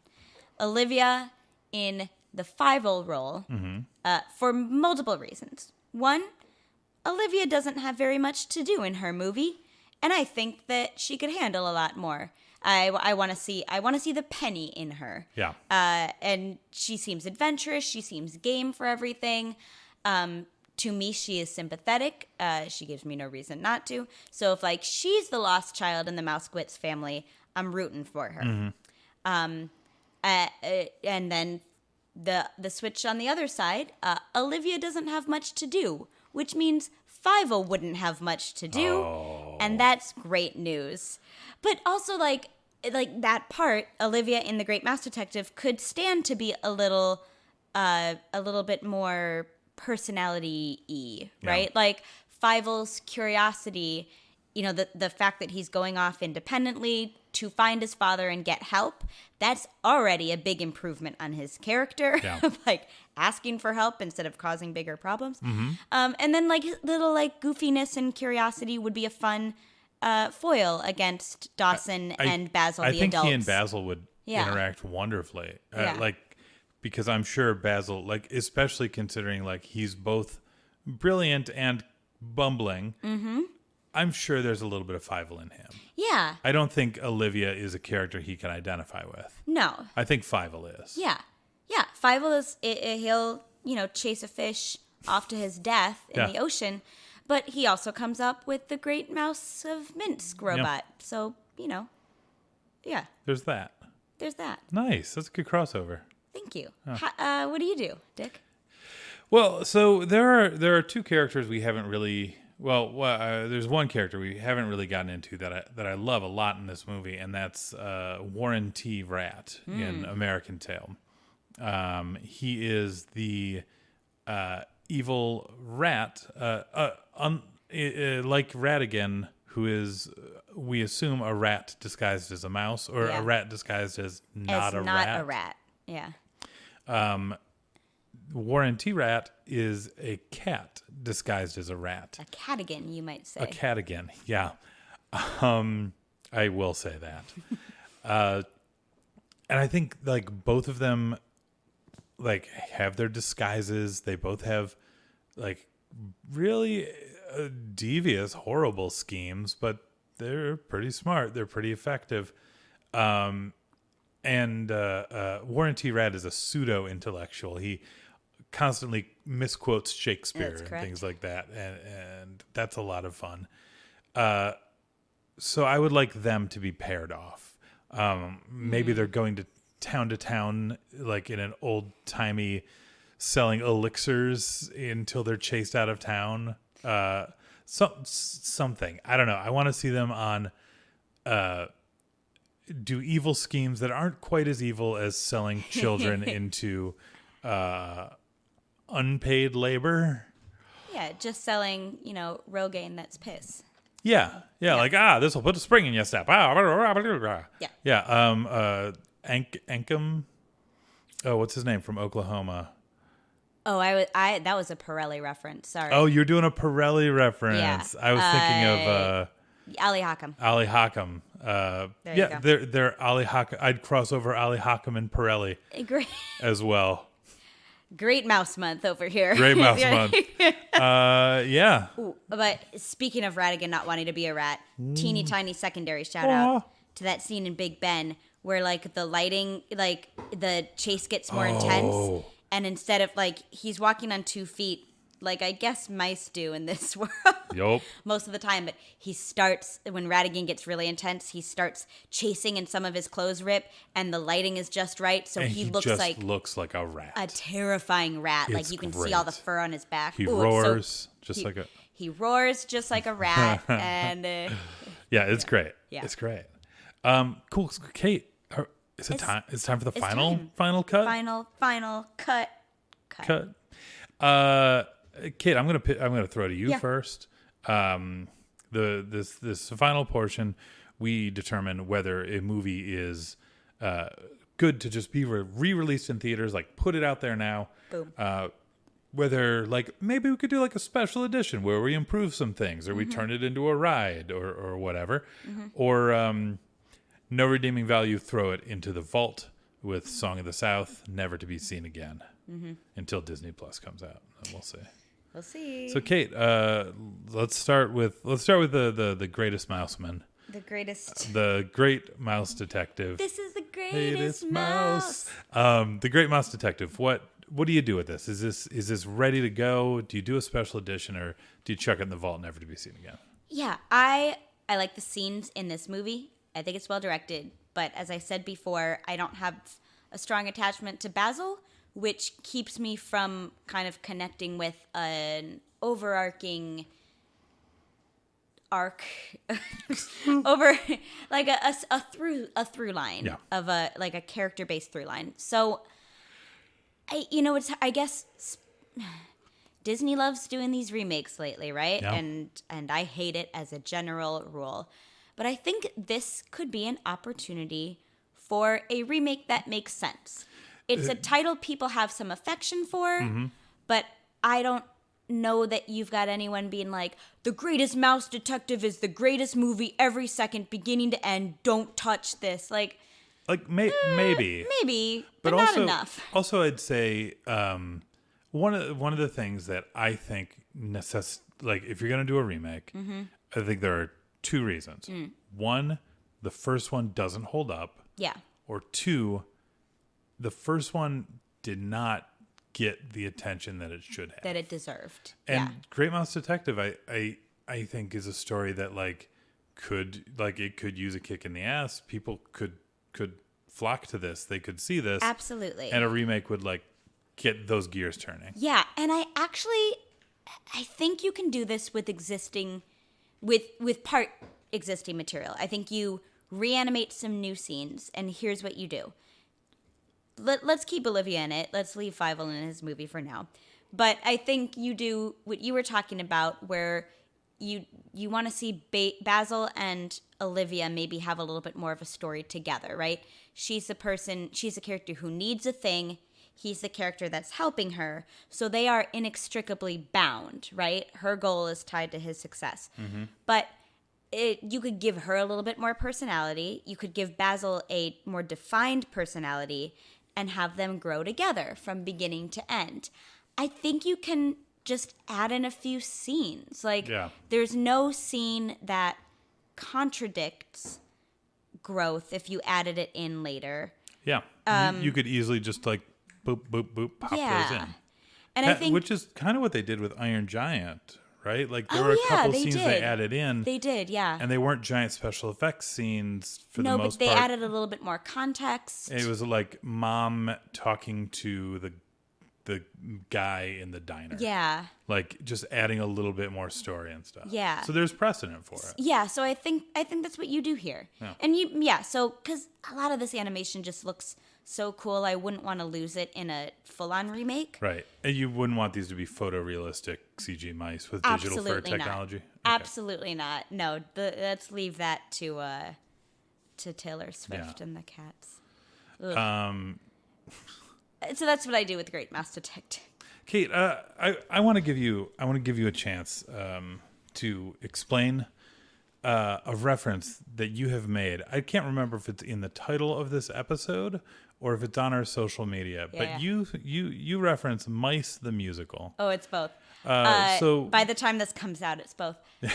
Mice the Musical.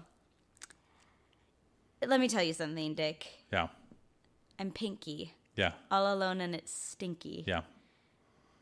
How it doesn't matter. How I miss when he'd use all those really big words and then he'd grab me by the nose. That is actually a good tie-in with digital fur technology. Mice the Musical is the title of the musical that Pinky, in the show Pinky and the Brain, previously mentioned on this episode, creates when Brain's idea to take over the world is to create a Broadway show that people maybe never leave. I don't know what the thing is. It's unclear. But then it becomes... this is a funny episode. Brain's musical becomes more of a passion project where he just wants to tell the right story. Yeah. And Pinky goes for... He creates Andrew Lloyd Webber's Cats, but mice. Yeah. It's hilarious. It's my favorite episode of Pinky and the Brain. And I don't even know Cats that well, but the parodies are great. Anyway, if they made Mice the Musical... No, I still wouldn't want digital fur technology. No one needs that. Don't need it. Yeah. Thanks for letting me shout out Pinky the Brain more. Also, this is like a weird. It's not a generational thing, but it's we have a 5-year gap between our ages. Yeah. And when you're like, it's my favorite episode of Pinky and the Brain, I'm like, what? Oh yeah, I forgot. That was a show. Oh. Yeah. You think of them more as the Animaniacs. I don't think I've watched a single episode, full episode. And I like Pinky and the Brain a lot more than Animaniacs. You're incorrect. That's okay. It's okay. We're still friends. Kate. Wait. Dick. What do you do with Great Mouse Detective? Great Mouse Detective. Here's my special edition. We can leave the original movie as is, but I want it as a Disney Plus series, or HBO, whatever. But Disney Plus seems more likely. Like 30 minutes, 45 minutes. Do an 8-episode arc each season. Let us have all this crazy adventure, but also give us a little bit of downtime and a little bit of time for the character of Basil to grow a little bit.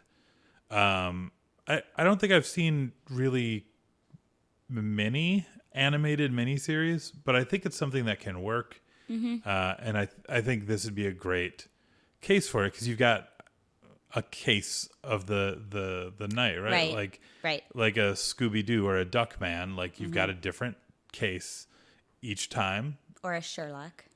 I'm talking about things that are great, like Scooby-Doo and Duckman. Ooh. Not like that Sherlock. But it's like it's a good opportunity to get a series. It's really easy. Like you've got all the Sherlock stories to be based on, and then you can just be like, oh, my cat is missing. Can you help me find my cat? Great, we got an episode. Go. Like easy. So that's how I'd like to see it. Yeah, that would be interesting. Yeah. Disney Plus opens up a lot of options. Whoop, whoop. All right. So, Dick, I'm going to ask you, so know in advance that I'm going to ask you to help me with what I want to do with American Tail. Because I feel like I need if I'm going to do something with it, and I'm not going to vault it. You could vault it if you want to, but I don't know why you would. 2 years ago, I would have vaulted it. But so I want the help of someone who has a strong affection for it. Okay, so what I'm going to ask you is, you're not gonna re-release it. I'm not going to re-release it. You're not going to vault it. No. There's a special edition here. But do you want to go first with your own independent re-release, special release vault, or would you like to join forces on this? I'll go first, but then I'll Great. help you with yours. Wonderful. Because my I'm going to special edition it, and it's not much. I fix Somewhere Out There. The end. Great. I just I hire a kid. I hire 2 kids that can sing. Yeah. That sound enough like our main characters. And a good musical director. No, I don't. No, I hire 2 kids that can kind of sing. If they hit all of the notes, and that's it, that has improved this movie dramatically. Done. Yeah. There are 2 scenes that should make me cry in this movie. Fievel's reuniting with his papa, and Check. I got that scene. yeah, and Somewhere Out There. Nope, I don't got that scene yet. And Somewhere Out There, it's such a bummer. It is sad that I'm not crying during that scene. That almost makes you cry. You put 2 competent singers. Yep. And that scene is infinitely better. Yes. So that's my special edition. I think that if theoretically that movie is at like a 7 in every critic's book, I think that bumps it to an 8. And I think that's such a small fix to make a movie so much better. Yeah. But Kate. So my special, I might not need as much of your help as I think, because I've been thinking on it now. My special I'm going edition. to help regardless. Okay, great. My special edition starts with your special edition as a baseline. Good choice. Because, duh.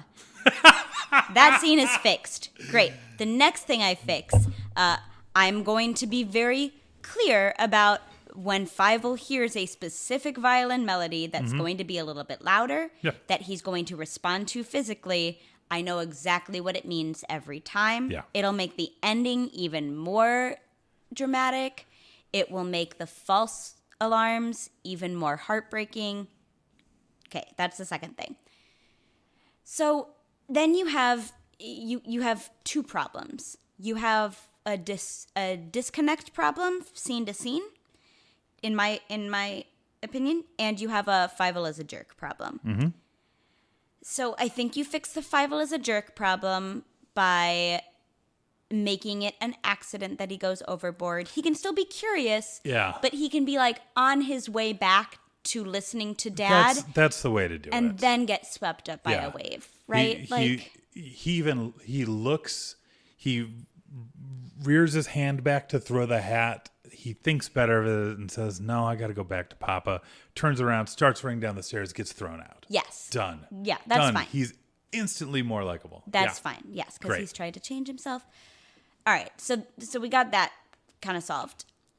So the disconnect, I wonder if, you're going to have to start making some big script changes if you want all the characters to really, feel connected.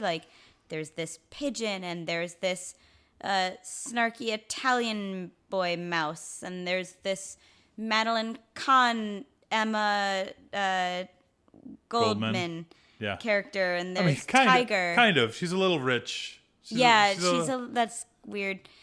Anyway, the family. Oh no, I guess I have another change after that. I feel like this movie's a little like Zootopia, where if we dig too much into the politics, it might not work the way we want it to. So I guess in any scene, I want kind of like what the family does now. I want a character I've seen earlier kind of floating by, so that you see, they're involved in this community and they're doing their own thing over there. So just a little bit more incidental overlap. Mm-hmm. And I think it would work with what they're trying to do, of kind of giving this big picture of this was immigrant life in this era for humans and mice alike, and a little bit more crossover in the pathways, but not so much that you'd have to rewrite a scene. It would just be some background stuff. The other thing that I think would require a little bit more rewrite. Wait, I'm sorry, I got a lot to fix here. Yeah. Before you jump in there, as far as the different characters being on their individual journeys and seeing that more, I feel like Fievel is kind of accidentally involved with the Mouse of Minsk.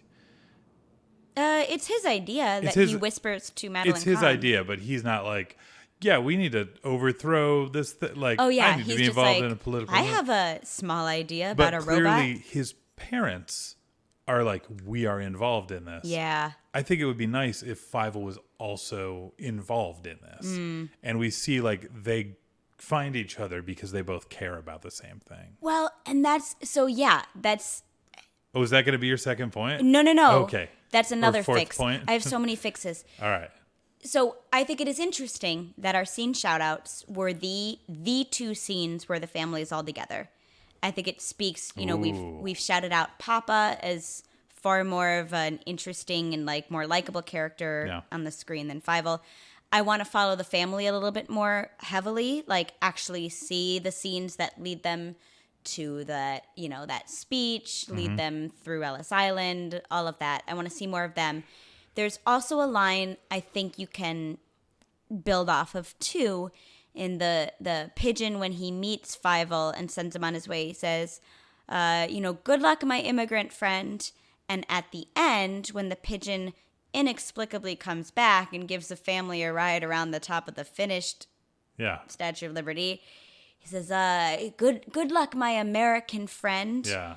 And so what does that mean, to become an American? And I think it keys into what you were just talking about of getting involved in a cause to make the country better, right? So which is to say that this movie, I think, is doing a lot of things, and it maybe is doing one or two things too many. It's biting off a little more than it can chew. Yeah. Yeah. God, I really like this movie. The scenes are good. I need to talk about something. Okay. That I don't think we've talked about since we saw the movie. A lot of movies have stupid things happen at the end. Girl bat? Is that what you're referring to? Anastasia has girl bat. Mushu's dance party with the ancestors in a gazebo. Just end it normal. The Secret of Nim with girl bird. Yeah. A lot of girl, a lot of girl for the C character. The pink version of this sidekick has appeared. Yeah. But in this, there's this beautiful sweeping scene. Yeah. The mice and Tiger are like flying over the city on these birds. Four Oh, yeah, birds the are holding pigeon is Tiger up, and it is hilarious. But this is like happening, and it's beautiful. These sweeping vistas, and we turn back and we see the site of the Statue of Liberty, and the sun's like setting in the distance, and the Statue of Liberty winks at Fievel. Oh, I forgot about that. Why? Why did you remind me? What does that mean? What does that mean to us as an audience? What is that? Why? That's all. Well, Dick, because she's the Statue of Liberty. Okay, cool. So, I think does that wrap it up? That does wrap it up. That wraps it up for us With here a at wink Cellmates. from Lady Liberty. With a wink from us to you. Thanks again, Rachel, for reminding us that there are so many mouse movies, so Yeah. little time. And, we yeah. hope we did justice to all three of the movies. And we've got more mouse movies to go. If you have more movie mice that you'd like us to talk about, or movies in general. yeah, they don't have to have mice There because are- a lot of them don't. There are like 20 movies with dinosaurs, all with the same title. Land Before Time, just putting it out there. You're gonna record that series by yourself. I might. I'm gonna go away for a few weeks. Uh-huh. It's gonna be really exciting to listen to all those. I movies. may legitimately do that. Anyway, But please hit us up at Cellmates Podcast on Twitter, Cellmates Podcast on Facebook, Cellmates Podcast at gmail.com on email, email or visit us at our website at cellmatespodcast.com. You can find us. If you're listening to us, I assume that you've found us on your podcast figured out thing of an choice. But if you're looking for some alternatives, you can find us on iTunes, Stitcher, Spotify. Yeah, we've got some good listening numbers on Spotify. Hi, Spotify YouTube, friends. kind of. I still don't understand how that works. We're just on YouTube. We're just on YouTube. You can just listen to it on YouTube. but we're There's like nothing. not a channel. We are a channel. We are a channel. The way YouTube works is you have to have so many subscribers to be able to make your URL a channel. So we're youtube.com/5 Yeah. But you can find Cellmates Podcast on YouTube. Neat. Our most recent episodes are on there. Overcast. You'll figure it out. Yeah. You'll figure it out. Hey, you'll figure it out. You're smart. Yeah, you are. We trust you. We believe in you, fan. And hey, fan, if you want to leave us a review of, I don't know, 5 stars or 10 stars or whatever the maximum that your podcast thing of choice, maybe that's Ninja just a glue trap stars. Yep, maybe it's just a thumbs up. Maybe it's a, I don't know, smash that subscribe button. I don't know how all this works. Be nice to us. Yeah. If you like us, be nice to us. Yeah. And let us know what we can be nice to. And if you don't like us, be nice to us. Yeah. Just being nice to We're people nice. is nice. Cool. Yeah. Hey, for podcast, the Cellmates, the podcast. The Cellmates, the Cellmates podcast. podcast. I am Dick Ward. I'm Kate Phillips. Rats off to you. Squeak. Mouse.